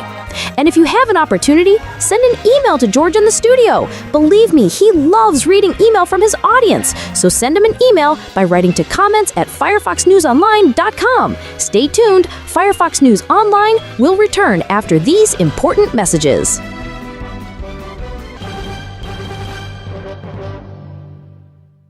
Hey everyone! Check out the official e-store of Firefox News Online. Some great items are available right now. For example, check out this amazing new official license plate. This thing is so cool. Now, you may not be able to bolt it to your car, but you can display it in the back windshield on the passenger side or on the driver's side out of harm's way so you can see out the back windshield. So this way, it is not obstructing your view. If you can put it on your car with your license plate, go for it. And check out this tote bag, because the tote bag is absolutely fantastic, and it's a redesign that is really cool. It has the logo to the show itself, the production company logo, and the American flag on it. I mean, wow, talk about being patriotic and showing you really dig the podcast, all in one really cool tote bag. And they're great for the guys, the gals, and the kids, so get yours today. And don't forget, there are two items you cannot go without. And the first one being the desk mat. And hey, this is a really great item, redesigned with a new look. Same as the tote bag, but it covers the entire desk mat. Is that cool or what? And well, hey, how about the gel mouse pad to go with it? I mean, look, whether it's your office at home, or if you got a college student or university student that's tuning into this podcast and wants to really show it off that they are watching a podcast that's really off the charts, well, why not get them the desk mat and the gel mouse pad to take to school with them? And this is just me. This item, like all the items, are a conversation starter. We have socks with the logo of the podcast right on them. How cool is that? The travel coffee mug with the logo on it and on both sides, so people will see it one way or the other. For the home, there is the official coffee mug, also with the logo of the podcast on either side, and you can even get the 15-ounce mug in different colors on the inside. This way, you've got yours, your husband or your wife has theirs, and you'll always remember which cup is which just by looking inside to see what color it is. Now, is that an awesome idea or what? New items will be added down the road, so be sure to check back often at the official e-store of the podcast. So go to the official e-store of Firefox News Online today and check out all of the amazing FFNO merch.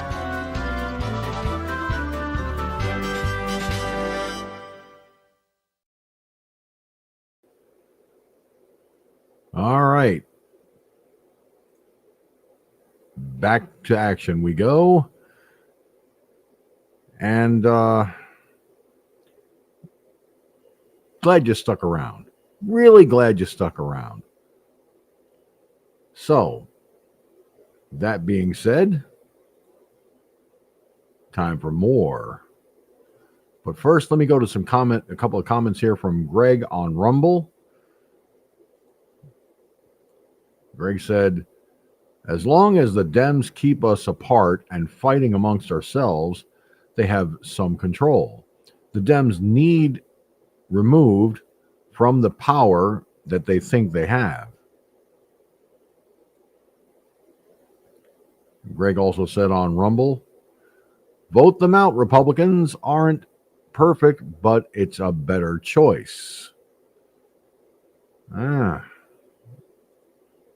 very true indeed. Now, the reason I read those for some of you that have smaller screens, I do that, so this way you're aware of the comments that you see on your screen, but might not be able to read them necessarily. Especially if you're watching on a cell phone.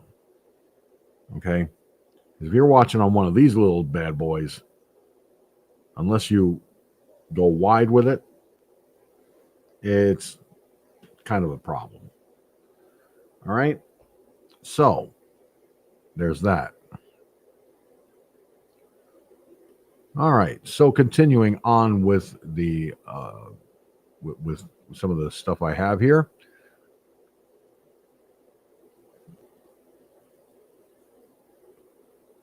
Michelle Bachmann on the Annunciation Catholic School mass shooting. The Lord could not have made this more obvious. Jim Hofdover, the Gateway Pundit, put this out. So here we go.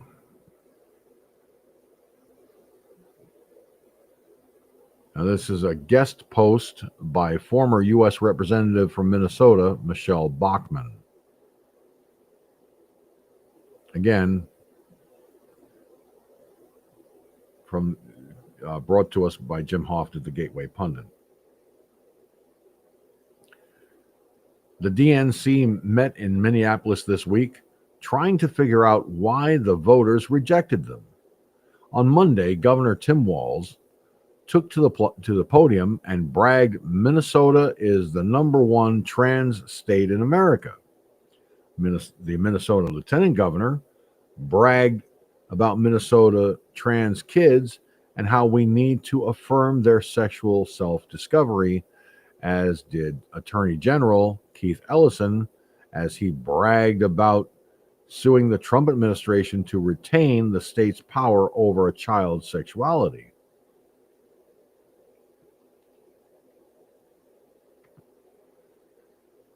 The irrelevant but risible U.S. Representative Ilhan Omar did the same thing. Policy-wise, they've proven they all hate kids. Utter fools. Then they had to cut short their DNC meeting to scramble to stand before a microphone to comment on the 4th shooting event in Minnesota in 24 hours. Only this shooting garnered national notice and cameras, and this mass shooting was at the hands of a gender-affirmed trans. Everything the murderer wrote on his gun reflected Democrat talking points.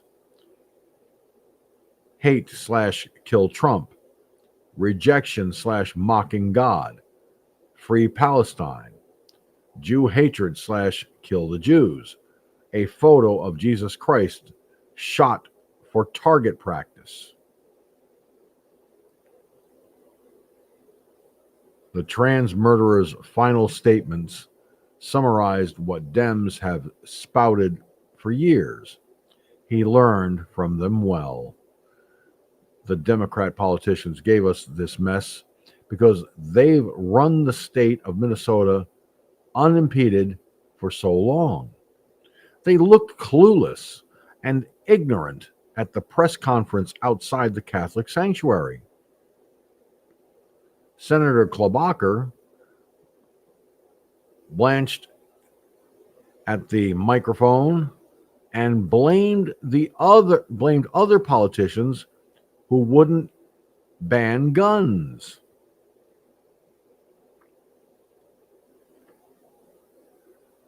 Mayor Jacob Fry lectured viewers not to blame trans people for the murder of praying children, when it was a gender-affirmed trans murderer who pulled the trigger to kill as many kids as he could. You bet it was the trans who pulled the triggers that killed these kids, and we had better say it. Responsibility lies with the Democrat politicians who ignorantly went along with the crowd, willing to sacrifice kids' lives rather than stand up to the lying sexual confusion community.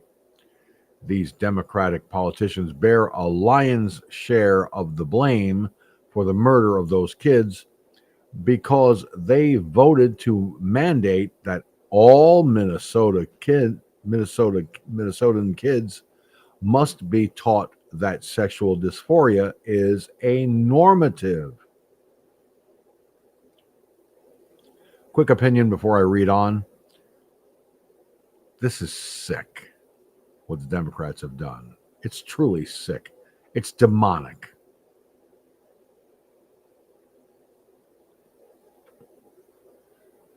Reading on.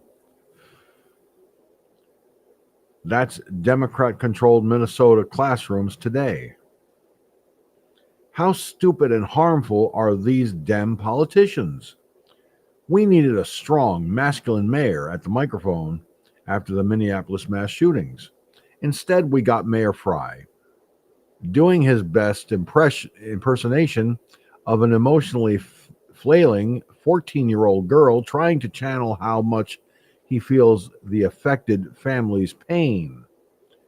He wasn't effective, nor did we need Mayor Fry to feel the family's pain. We needed him to stop trans criminals in Minneapolis from killing innocent kids during a Catholic school mass. Mayor Fry is another fraud, as all these Minnesotan Democrat politicians are frauds. They steal their power base. See the recent Minneapolis mayor election disaster with Omar Fatah. They bankrupt the state. They force taxpayers to pay for a middle-class lifestyle for illegal aliens. They destroy Minnesota's once vaunted education system, and they mandate Marxism and sexual confusion as Minnesota's new core curriculum. Christianity is out in Minnesota. Islamism is in. Now, I'm going to put this up on the screen, folks, because, again, I want you to understand that this is what is being. Oh, guess that didn't work. There we go. This is what Michelle Bachmann wrote. The Dem politicians gave us the trans mandates. These mandates are creating how many new trans kids who may be ticking time bombs waiting to vent their anger and confusion at yet another innocent target. The Dems remove Minnesotan kids from Minnesotan homes if parents reject a teacher's or a social worker's wishes to rush a child into chemical castration and bodily mutilation. The destruction Dems gave Minnesotans is on a forward march, and only sane Minnesotans can stop this hell from further advance. May God be merciful to innocent Minnesota citizens.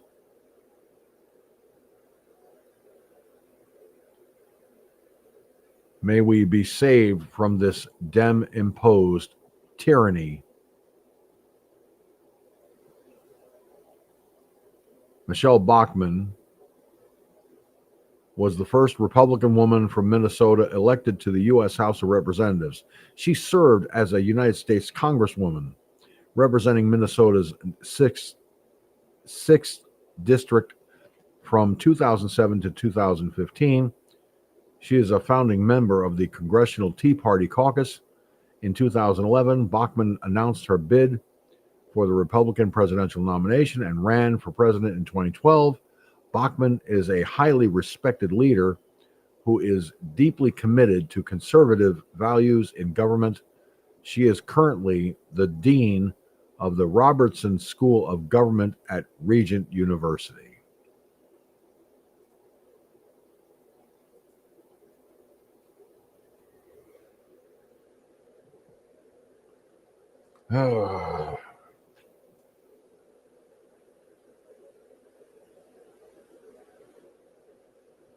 I agree with Greg's comment here from earlier.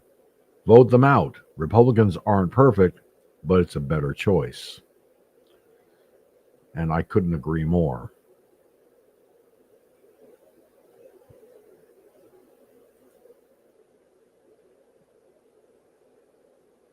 All right. Now here's one that shouldn't shock anyone, really. But President Trump did this. And I think it was the right thing to do. President Trump revokes Kamala Harris's Secret Service protection. Team Harris responds. Cullen Linebarger at the Gateway Pundit put this story out, and I will again share this on the screen because I think it's important for you to know that I am reading this stuff. I'm not going to put it up there in full, but there it is right there, folks, right there. This is the article I'm reading, so here goes. President Trump stuck another blow against his 2024 presidential rival, even as she considers another desperate bid for the presidency. As CNN reported, Trump revoked Kamala Harris' Secret Service protection on Thursday. Harris previously received 6 months of protection after leaving office in accordance with federal law. That period ended on July 21st. Joe Biden, however, extended her protection by an additional year for undisclosed reasons, according to CNN. How unsurprising that Biden and his handlers would make a mockery of the law once again. So here is the letter in full, which CNN obtained. You are hereby authorized to discontinue any security-related procedures previously authorized by executive memorandum beyond those required by law for the following individual. Effective September 1st, 2025, former Vice President Kamala D. Harris. The letter reads, per CNN, here is what losing this protection means for Harris going forward. But what will now disappear is not just the agents assigned to guard her in person 24/7. Secret Service protection includes constant analysis of threat intelligence and covering in-person situations, emails, texts, and social media. With her detail canceled, Harris aides are worried they will lose the same access to threat warnings. The people familiar with her security operations said.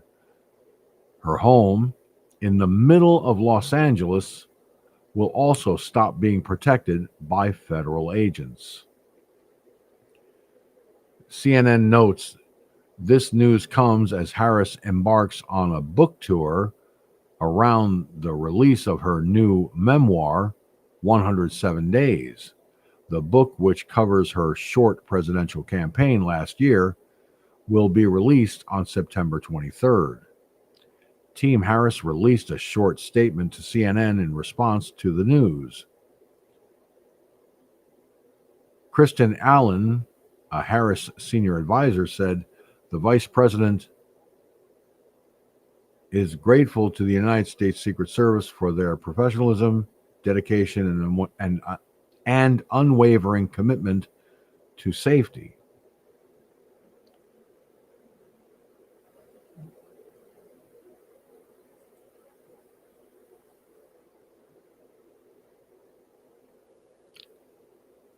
Well, that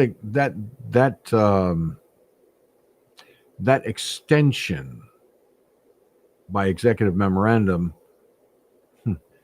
got the plug pulled, and rightly so. It went beyond what the law allows, and President Trump was within his rights to pull the plug on it. For any Democrat out there that believes otherwise, you might want to seek professional help. Just saying. Just a suggestion.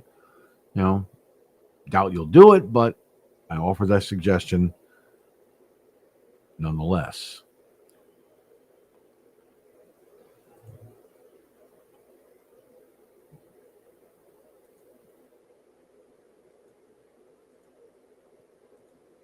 All right. So now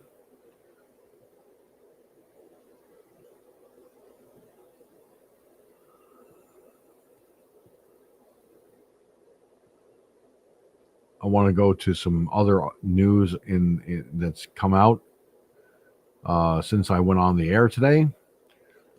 Starting with Jerome Powell. Oh, yeah.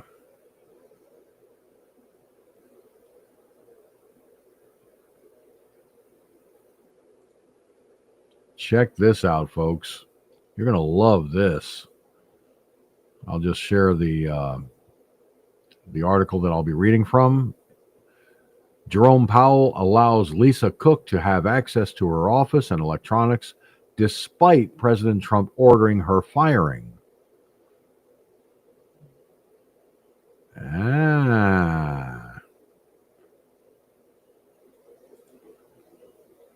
Christine and Layla at the Gateway Pundit put this out. Federal Reserve Chairman Jerome Powell is continuing to allow Lisa Cook to have access to her office and electronics despite President Trump ordering her firing.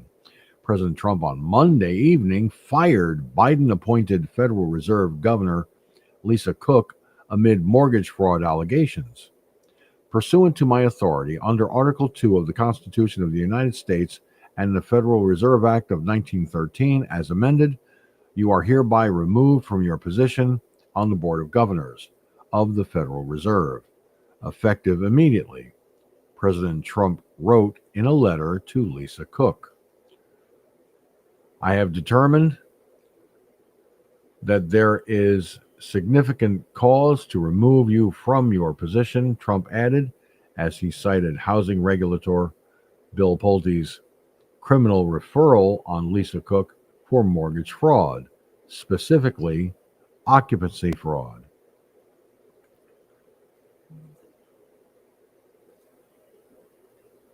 Now, I will show you that very letter in question.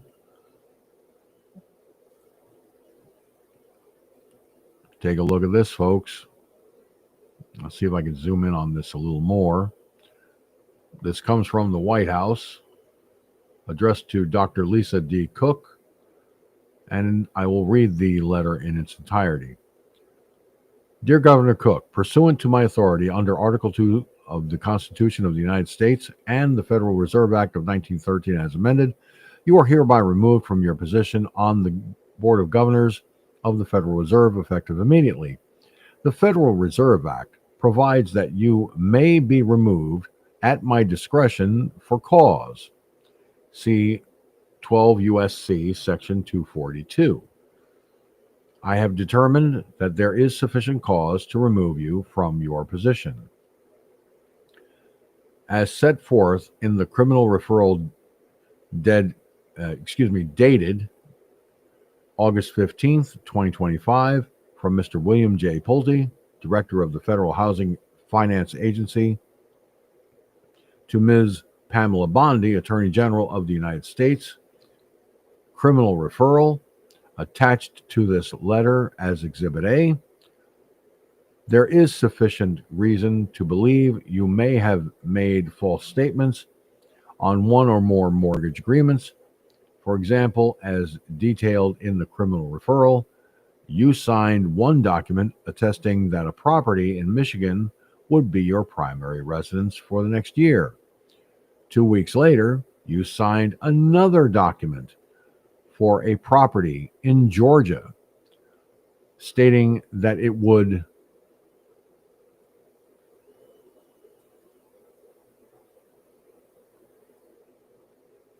I lost my place here. That it would be your primary residence for another document for a property in Georgia, stating that it would be your primary residence for the next year. It is inconceivable that you were not aware of your first commitment when making the second. It is impossible that you intended to honor both.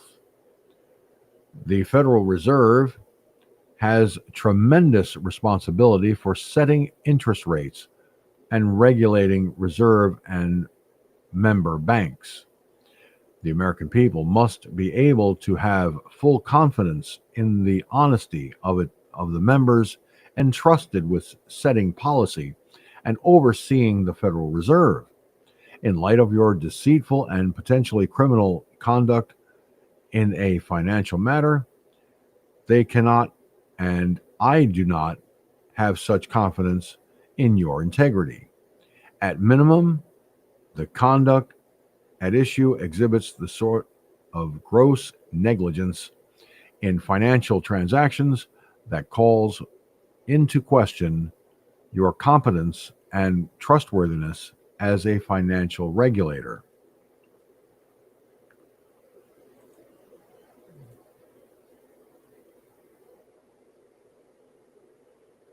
I'm going back to the rest of the article here. Lisa Cook later in the week filed a lawsuit to block President Trump from firing her. Cook admitted that she manufactured documents and hinted a clerical error is behind the mortgage fraud accusations. Even if the president had been more careful in obscuring his real justification for targeting Governor Cook, the president's concocted basis for removal, the unsubstantiated and unproven allegation that Governor Cook potentially erred in filling out a mortgage form prior to her Senate confirmation, does not amount to cause within the meaning of the FRA and is unsupported by case law. The complaint reads, Pulte, on Thursday evening, sent a second criminal referral on embattled Federal Reserve Governor Lisa Cook after she was allegedly caught lying about a third property. According to Pulte, Cook misrepresented a condominium in Cambridge, Massachusetts, when she claimed it was a second home. 8 months later, Cook signed an ethics form with the U.S. government and represented the Cambridge property as an investment/rental property. Banks and lenders give more favorable loan terms, and lower interest rates for second homes. Mortgage loans on investment properties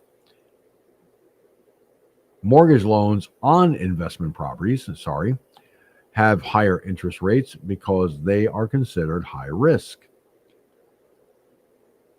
In subsequent filings from 2022 to 2025, Cook consistently listed this property as an investment/rental property, not a second home, Pulte said.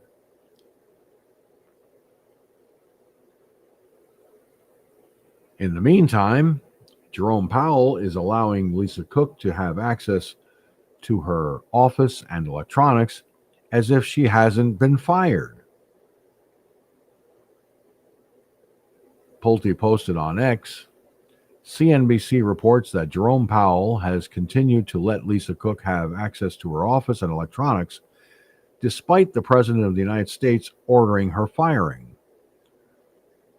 A Biden-appointed judge ended a hearing on Friday without making a decision on whether President Trump can fire Lisa Cook.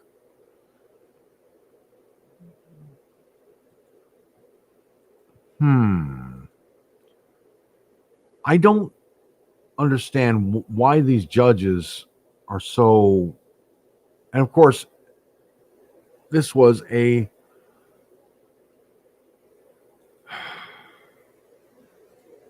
Biden-appointed judge, I believe the article said. I just read it too, so let me reopen that story and go to that last paragraph. Yes, it was a Biden-appointed judge. Ended the hearing on Friday without making a decision on whether President Trump can fire Lisa Cook. Really? I guess he's got to talk to the other Democrats from the United States Senate and United States House of Representatives to find out, how should I rule on this?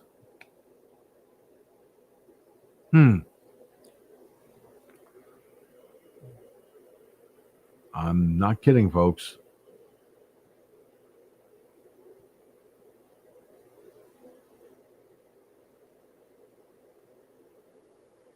This is insane. Tom Homan, 28,000 of Biden's 300,000 missing trafficked children located. The last administration wasn't even looking for them.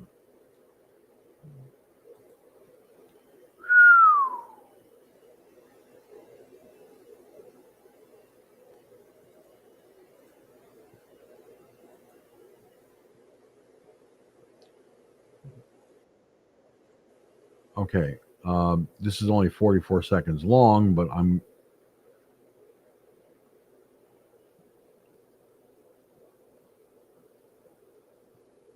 going to pull this up on the screen.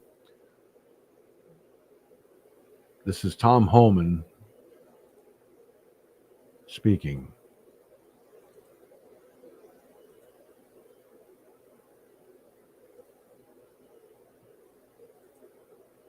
Out of the 300,000 children, I looked at the numbers just yesterday.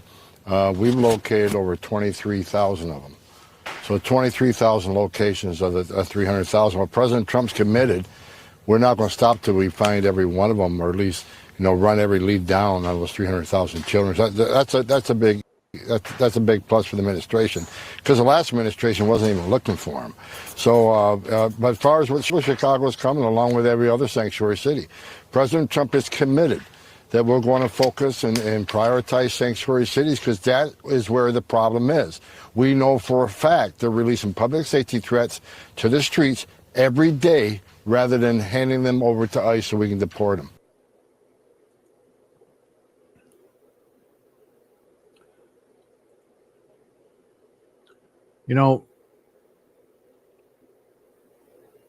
Honest to God, to call the previous administration an administration is laughable, to say the least. Okay? It is truly laughable. But what do you expect?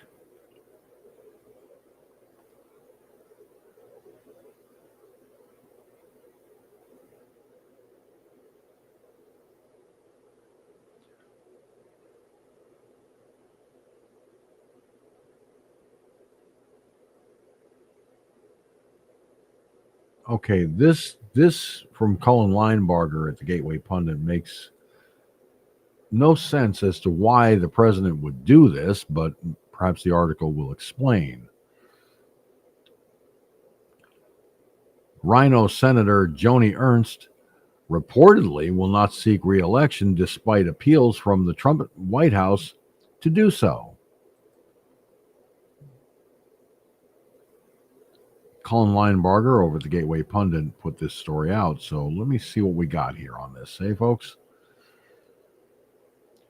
The state of Iowa will have a chance to upgrade its congressional delegation next year, though the White House understandably wanted to play it safe. As CBS reported, Senator Joni Ernst, Rhino from Iowa, will not be seeking re-election to the Senate next year. An official announcement is scheduled for Thursday. I'm assuming that was yesterday. Ernst has served in the Senate since 2015. A source told CBS that Ernst had told people close to her that she intends to serve only 2 terms and will enter the private sector. This news will come as a disappointment to the White House, as President Trump had urged Ernst to run again for the Senate. The reason for this is that incumbency is a powerful asset, and there is no stomach for a nasty primary. However, there is tremendous potential for a true MAGA candidate to emerge. This is necessary considering Ernst's deviations from America First conservatism. Ernst was one of the senators who initially tried to derail Pete Hegseth's nomination for defense secretary. It was revealed that Ernst had been making direct appeals to President Trump, urging him to withdraw Hegseth's nomination and positioning her as a potential replacement. She, of course, had no issue rubber stamping some of Joe Biden's worst nominees. While Ernst eventually caved and supported Hegseth, it was only after a massive conservative backlash she had already showed her true colors. Ernst has also been one of the Senate's biggest warmongers. In one instance, she advocated for shutting down Vladimir Putin's gas pipeline to Western Europe in the winter back in 2011, an action that could have resulted in all-out war. The pipeline to Germany was only possible because Joe Biden approved the Russian pipeline after he shut down the American Keystone Pipeline from Canada.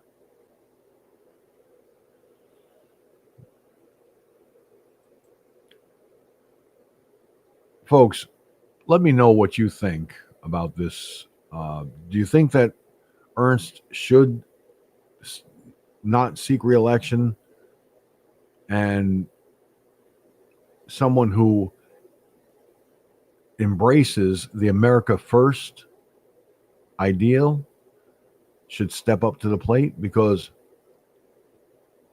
this woman is a rhino. I don't understand President Trump's thinking when it comes to these rhino Republicans. Maybe it's just me.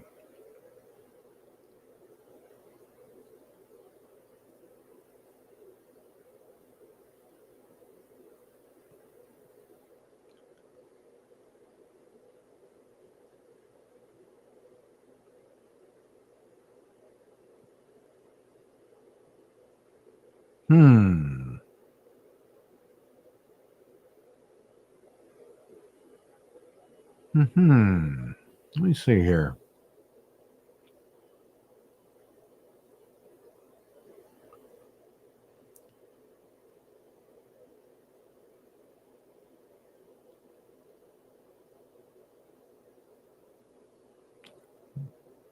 This story would certainly is certainly an interesting one. Jordan Conradson over at the Gateway Pundit put this out. There is video, so I will play that, of course. I don't want my child to live in a city that's as dangerous as I experienced. NTD White House correspondent discusses D.C. assault and robbery in broad daylight. Says she can't even walk home anymore.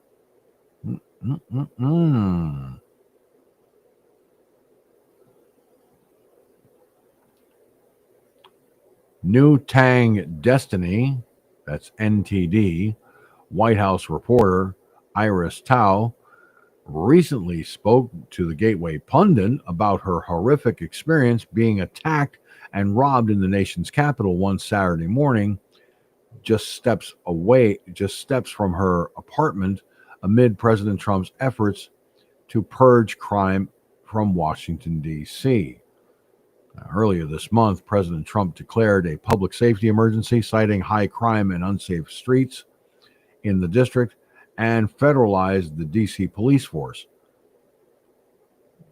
He further authorized the use of National Guard troops and deployed federal agents across the city to tackle the rampant crime, homelessness, and illegal immigration crises. Since taking these actions, crime in D.C. has been reduced significantly. According to White House Press Secretary Caroline Leavitt, as of Thursday, there had been more than 1,283 arrests, contributing to a 19% reduction in all crime, a 30% reduction in violent crime, a 57% reduction in homicides, a 23% reduction in assaults involving deadly weapons, and a 67% reduction in carjackings. The previous robbery came to light after Iris penned an op-ed recounting the incident and emphasizing the importance of Trump's crackdown on crime in the Capitol. President Trump took notice of the story and invited Iris to tell her story during a cabinet meeting on Tuesday.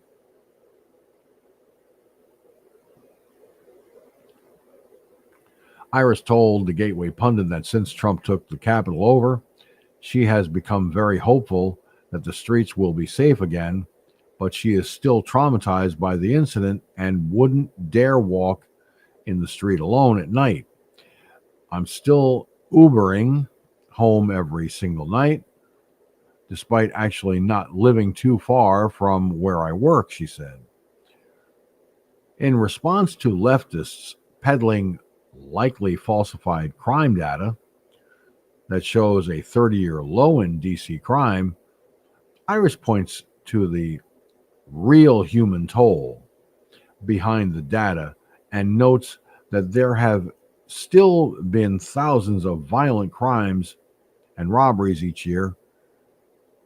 She further highlights the over 100 homicides this year alone, including a 3-year-old girl, a 20-year-old Capitol Hill intern, and a 33-year-old man who was shot in the street hours after President Trump announced his latest crackdown action.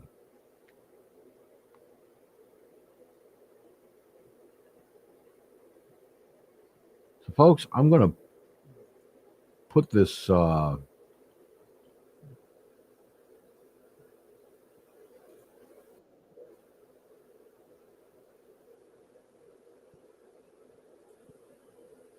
I'm going to throw this story up on the screen. So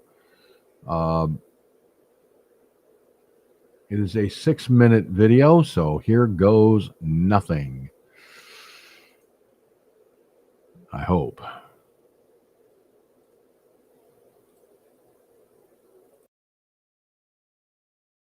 Jordan Conradson with the Gateway Pundit. I'm here with NTD's White House correspondent Iris Tao. So Iris, a couple of years ago, you were violently mugged and robbed in the street right outside of your apartment in broad daylight. Can you tell us a little bit about that and the trauma you've experienced as a result? Sure. So it was a normal Saturday morning more than 2 years ago, just steps outside of my apartment building. And as I was walking out, this random guy with a black ski mask covering everything but his eyes popped out and pointed a gun in my face and asked me to give him my phone, my wallet, my laptop, even a password to my phone. And well, when I refused to give him most of that, he pistol whipped me, like using the butt of his gun to like kind of just like whack me in my cheek and ran away. That's before, of course, I called a neighbor who later called the police out. My cheek was numb for the rest of the day. Fortunately, I was relatively okay. Like, he didn't actually open fire, but after that, like thinking back, it was a lot more traumatizing because just thinking like a million ways that it could have gone a lot worse if he had opened fire or shot me or even just killed me right there and then when my friend's family were so far away. I was alone by myself as a young female reporter who kind of just started her career at the White House. So for me, looking back, it was much more like traumatizing afterwards, actually. Yeah, that's terrifying. Now they're trying to say that crime is at a 30-year low, but you don't think that's what we should be looking at, whether it's true or not. Talk about the families of the hundreds of victims of violent crime, the 100+ murder victims that have died this year. Do you think it's fair to them to be touting crime apparently at a 30-year low?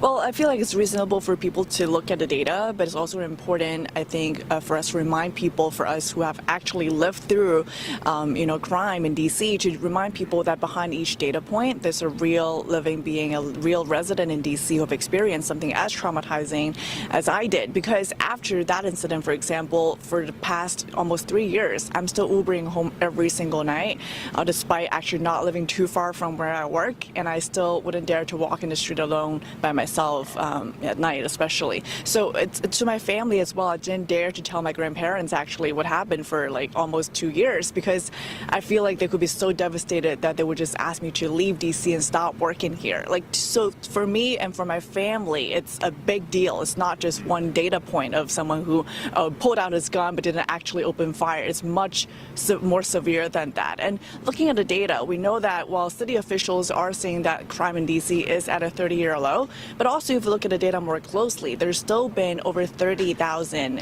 crimes just in the last year. And among those, there were over 3,000 violent offenses and over 2,000 robberies. And that means thousands of others lived through something like I did, and their families had to go through the same experience as my family did as well. And what you mentioned as well, homicide. There's been over 100 homicides in DC, and just this year alone, and that includes, for example, a 3-year-old girl, a 21-year-old Capitol Hill intern, and a 33-year-old man who was just shot in the street hours after President Trump announced his latest crackdown action, just a few blocks away from the White House. He was just shot and killed right there. So it's important for us to not just look at the data, but really remind ourselves of the real human toll behind it. That's right. Do you feel safer now that President Trump has taken the actions that he did, putting hundreds of National Guard troops on the streets, hundreds of federal agents, and taking over the police force? Well, as someone who has experienced crime like me, feeling safer, for example, also depends on the real data, right? Of course, we're seeing National Guard troops patrolling the streets.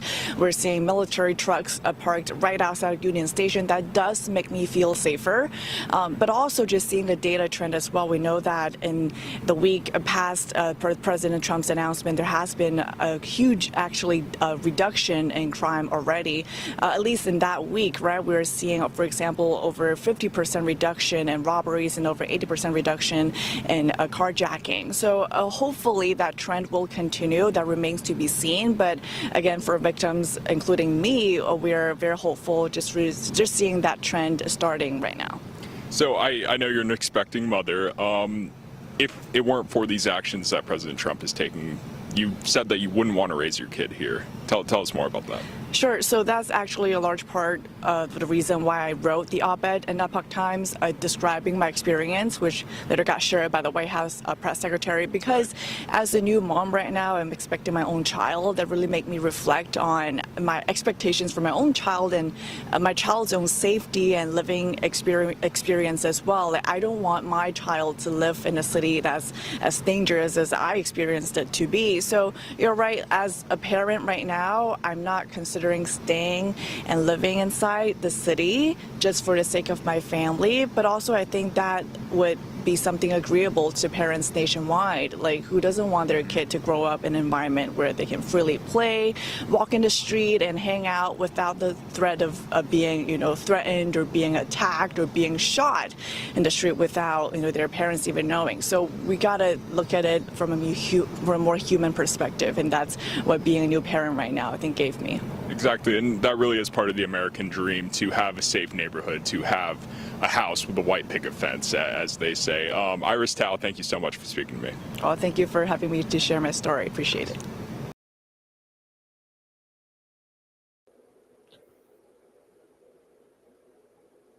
I'm going to say something that Democrats aren't going to like. I'm going to say it anyway.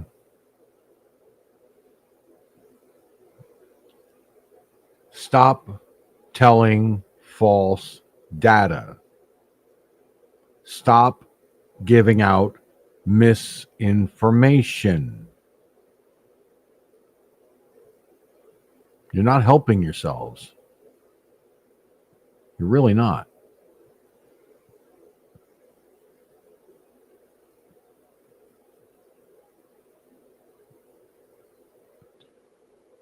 This is just one example of how President Trump's efforts are having a profound impact in the community. In D.C.,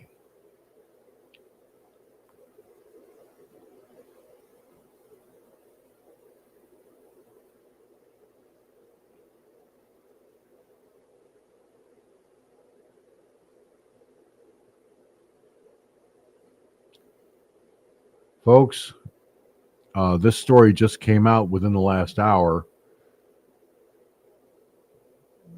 Let me pull this up on the screen here so you can see what I'm about to get to. Those of you with smaller screens are not going to be able to see this too well, but apparently Biden judge casts doubt on Trump's order firing Federal Reserve Governor Lisa Cook. Oh, really?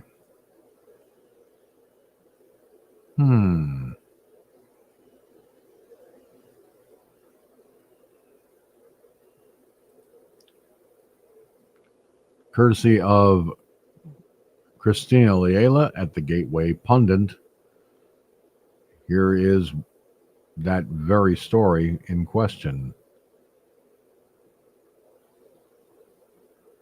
U.S. District Judge Jacob, a Biden appointee, on Friday morning held a hearing after fired Federal Reserve Governor Lisa Cook sued Trump.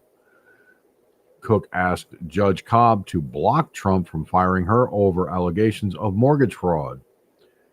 There was no immediate ruling from the judge after Friday's hearing. Embattled Federal Reserve Governor Lisa Cook filed a lawsuit against President Trump, the Federal Reserve Board of Governors, and Federal Reserve Chairman Jerome Powell after Trump fired her this week.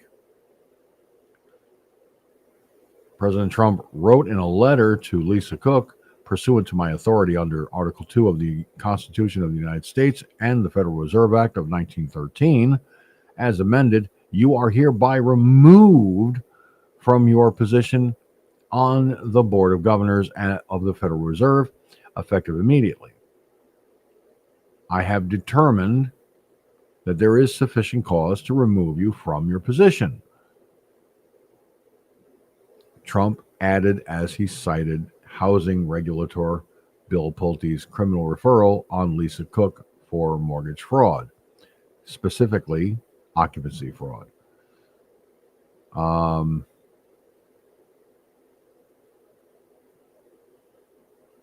So on Friday morning, Judge Cobb held an emergency hearing for more than 2 hours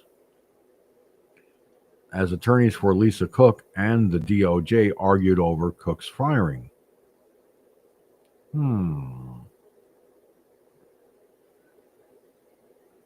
Cook's lawyer, Abby Lowell, was in court on Friday morning and attacked President Trump for making his orders and policies by tweets after he announced Cook's firing on social media.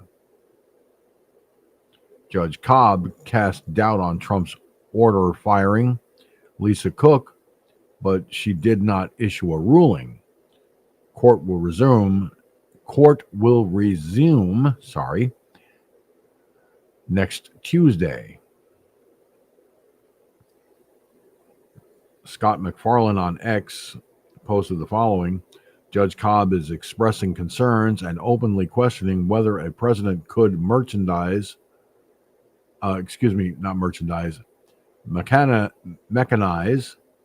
these types of complaints and allegations of misconduct to stack boards with majorities.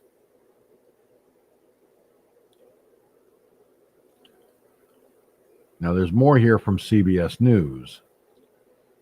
A federal judge on Friday heard arguments over a bid by Federal Reserve Governor Lisa Cook to remain in her post despite President Trump's efforts to remove her because of allegations she made false representations on mortgage agreements several years ago. The 2-hour-long hearing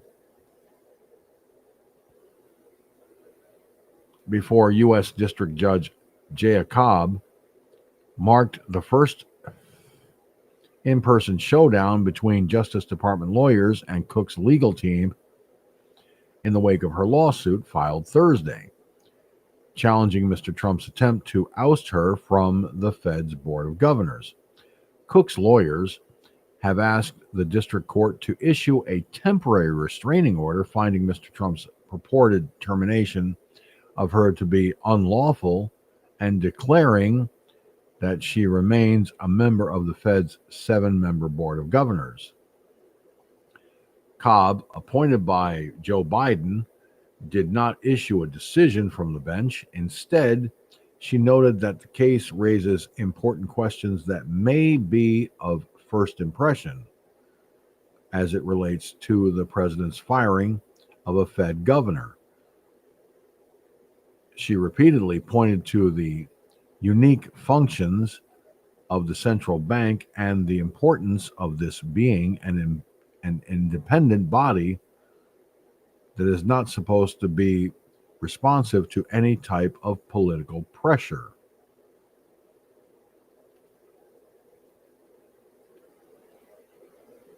Folks, I got a feeling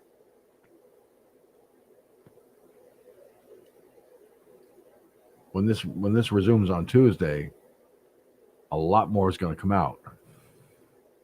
And of course, Firefoxnews Online will have more on this hopefully Tuesday night for the Tuesday night edition of the podcast. But folks, it is time for me to get ready to blaze a trail here. So I am going to now present my final thoughts for this afternoon before ending for the day.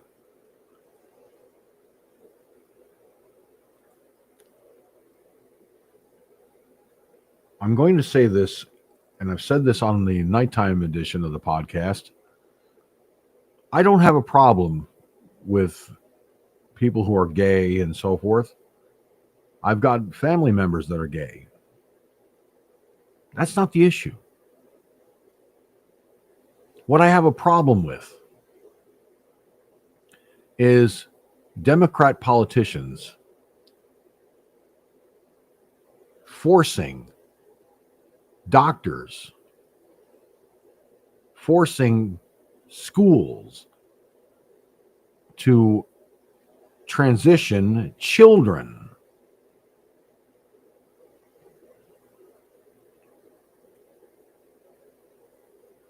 Last week on this podcast, Wednesday night, there was a roundtable discussion, and this was talked about. The further discussion of this was last night on Tim Tapp's Tap Into the Truth here on rumble.com.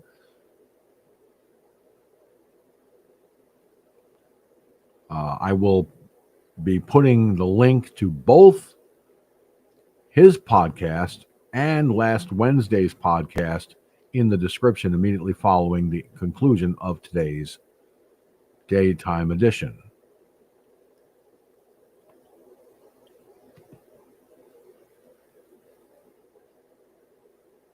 But I want to be clear on something.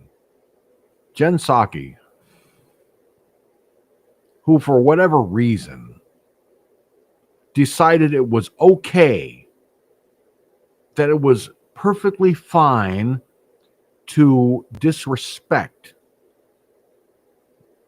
the American people, when she blatantly said enough with the thoughts and prayers, when she disrespected people for offering their prayers and their thoughts to the families who lost their children,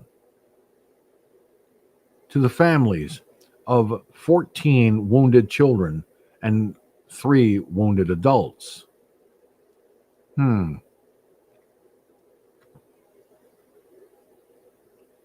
I cannot honestly believe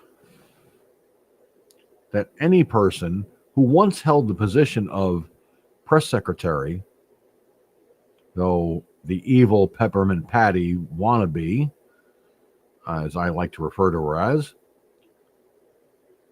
did a terrible job, signed a contract with NBC News' MSNBC at the time, while still working as White House press secretary. A definite conflict of interest that should have been seen for what it was, but she got away with it.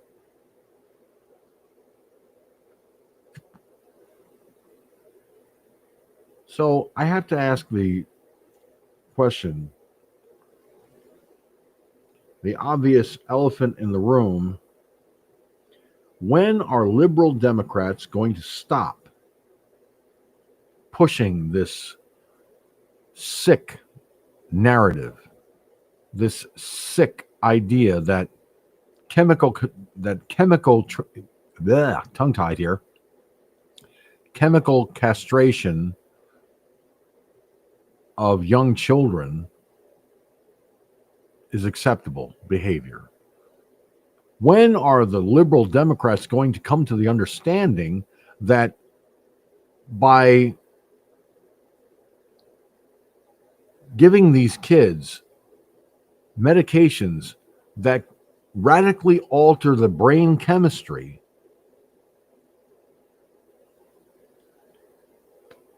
in all honesty, when are they going to come to the realization that doing so could lead to tragedies like what happened in Minneapolis, Minnesota? But other mass shootings have happened. I pointed that out earlier in this podcast today. And I want you to understand, America, that I'm sorry, I agree with President Trump. There are only 2 genders. You are either born a male or you're born a female. All this transgender nonsense is just that. It's nonsense. And for politicians to get teachers to talk to children and basically say to them, "Oh, Tommy, you want to transition to become Tina? We can help you to do that. And you don't even have to tell your mommy and daddy because it's none of their business. En ce contraire, mesdames and messieurs, it is the parents' business.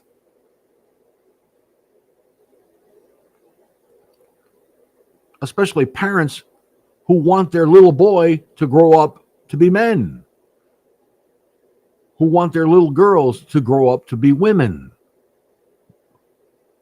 not be forced to be something they're not. Now, growing up in the 70s, I had neighbors who played dress up and all that stuff, kids being kids, right? That's one thing. They grow out of that. Some do, some don't. That's some are called what is by definition called a cross-dresser. Not a drag queen, a cross-dresser. Big difference between the two. Okay, I've done my research on this. Now let me explain something so that there's no misunderstanding.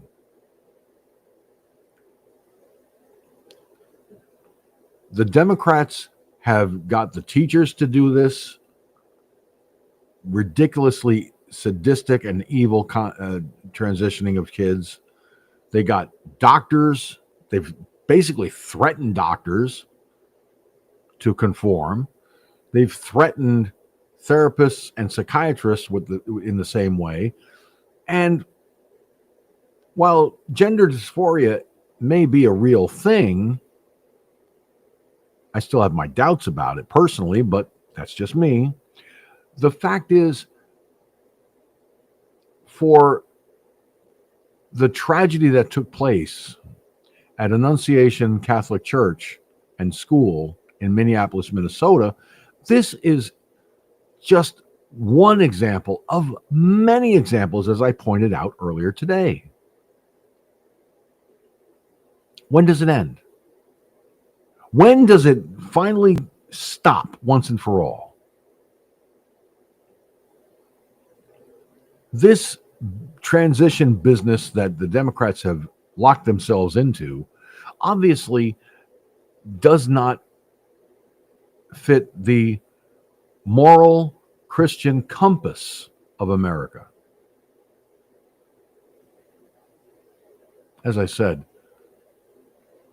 if someone is gay, lesbian, so forth, I don't have a problem with that as long as they don't push it on children or push it on other folks.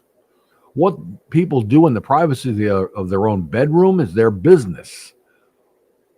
And even if they're out in public, please don't make it obvious. Okay? Because that's paramount to pushing it on others. And it's wrong to do that to someone.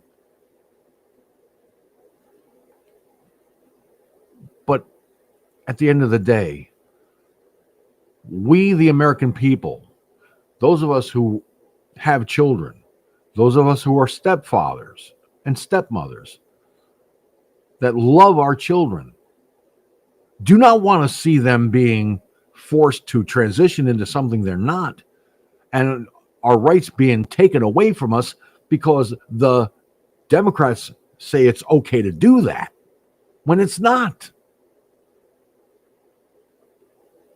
Parents were demonized at school board meetings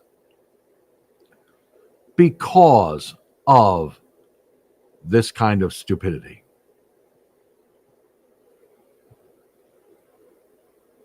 They fought school boards to get disgusting,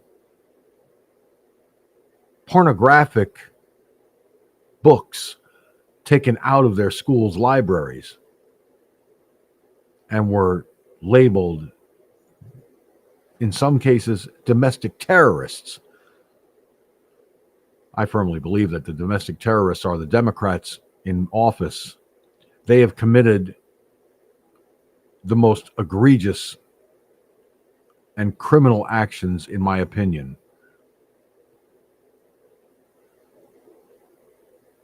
And that is the abuse of children. Robert Westman, legal name changed to Robin Westman, committed a brutal act that cost 2 children their lives. At one point, there were 2 children in critical condition. One was taken off the critical list, while at last report, the other was still on the critical list. For Jen Psaki to rail against those who would offer their thoughts and prayers to these families is just another sick example of the left's tremendous abuse of our nation's children. Jen Psaki, I'm going to say this to you, and I'm not saying this to be mean, I'm not saying this to be hurtful or hateful, but you need to get right with God.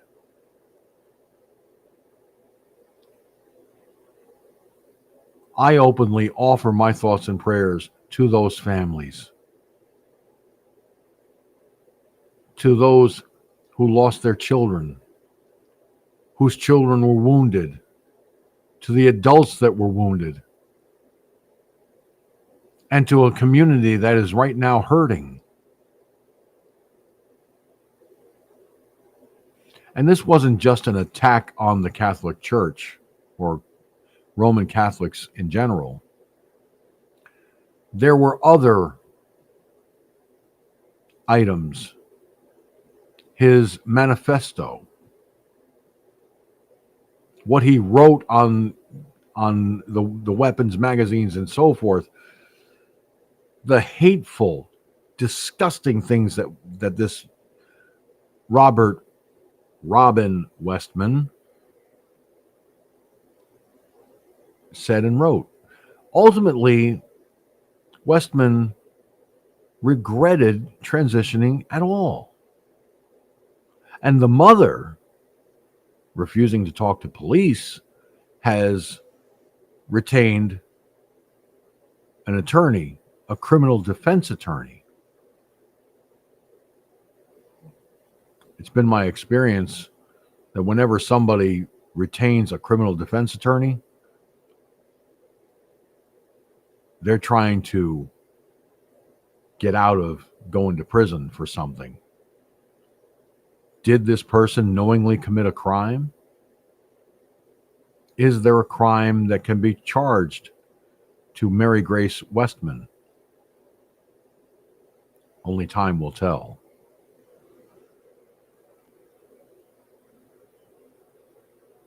Only time will tell. Well, that'll do it for today's edition of Firefox News Online. Based on the numbers, I will make a decision and let you know between Monday and Wednesday of next week if the daytime edition becomes a regular every week thing as part of the regular schedule. If it does, let me remind you that the daytime edition is subject to change or cancellation due to medical appointments, because obviously I have medical issues of my own, diabetes, high blood pressure, tremors, God knows, of course, epilepsy and so forth, that need constant monitoring. And by the way, I got some great news yesterday from my doctor. I go for an A1C test every once in a while with my doctor. And my A1C from last visit to this visit went even lower. Before yesterday's visit, when I met with her, she had my A1C test taken, and it was a 6.6. Yesterday, I got great news. It is 6.1. This is, for me, a wonderful thing. Although I did admit to my doctor having had chocolate-covered donuts. And she looked at me, she smiled and laughed and said, you really should not have said that to me. I said, yeah, but this is The last time I had these was like a year ago, give or take. So it's not like I do it every day. So there's that. I mean, okay. I treated myself. I'm a chocolate fiend. It is what it is. All right, America. I'm out of here. But before I walk out the door, there is something I need to remind everyone of.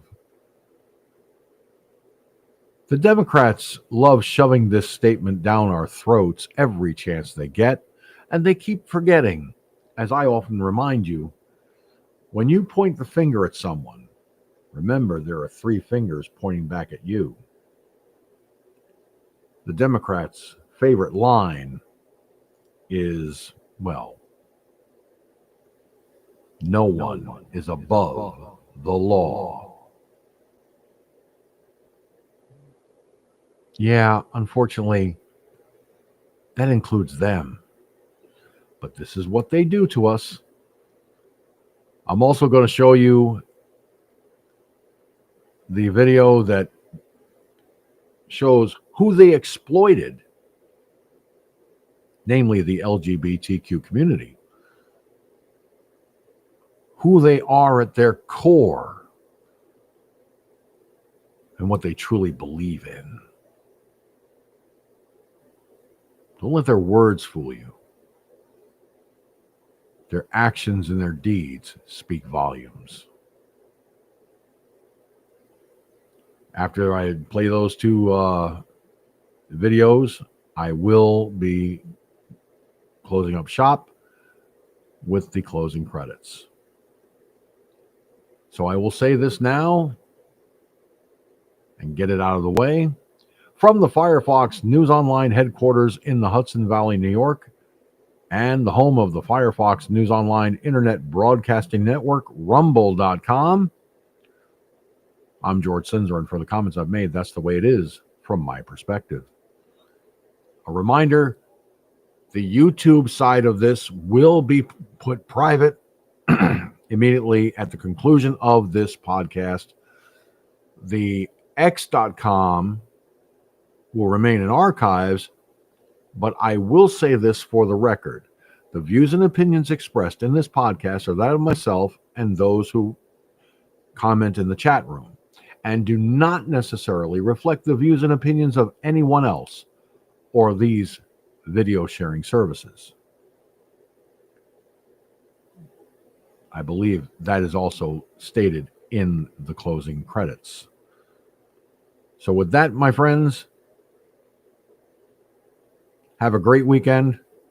God bless. Take care. And to the families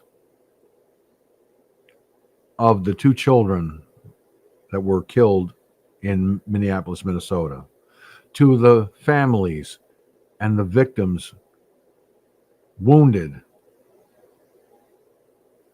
my thoughts and prayers are with you. And if Jen Psaki doesn't like it, she can kiss my tushy. And that's putting it kindly. And that goes for any Democrat, by the way. With that, here comes the first of 2 videos and then the closing outro. No one is above the law. No one is above the law. Nobody is above the law. No one is above the law. No one is above the law. Nobody is above the law. No one is above the law. No one is above the law. No one is above the law. No one is above the law. No one is above the law. No one is above the law.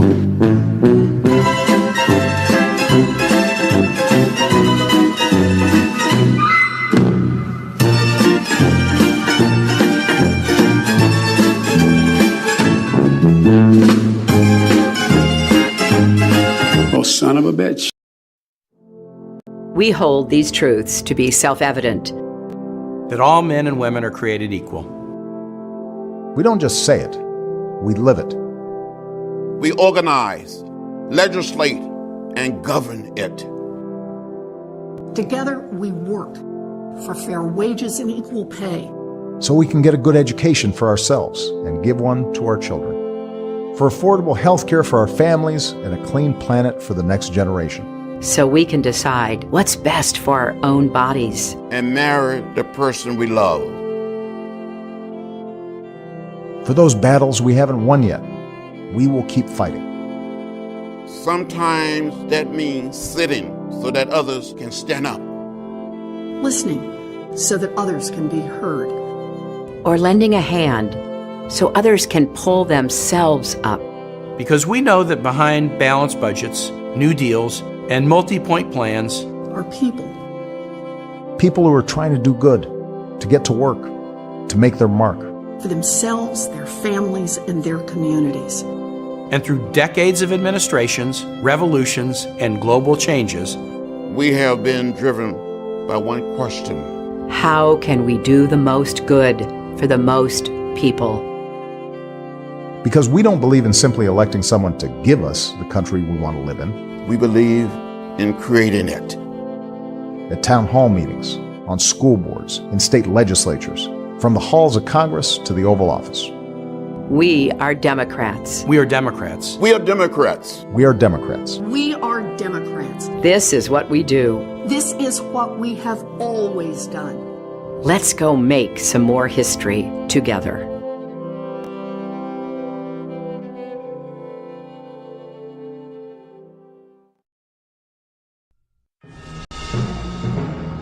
Thank you for tuning in to Firefox News Online. Firefox News Online is a production of Firefox News Online Productions. Any rebroadcast, transcript, either in whole or in part, without the express written permission of Firefox News Online Productions and its owner, is expressly forbidden. Copyright 2025. All rights reserved. Send your comments to comments@firefoxnewsonline.com. Join us every Monday, Tuesday, and Wednesday, 8 p.m. Eastern, 7 Central, 6 Mountain, and 5 Pacific Time. Any changes to the schedule, we'll let you know prior to the change. Thanks again for joining us. We'll see you next time.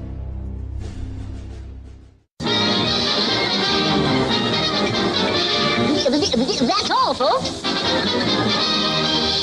So let it be written. So let it be done.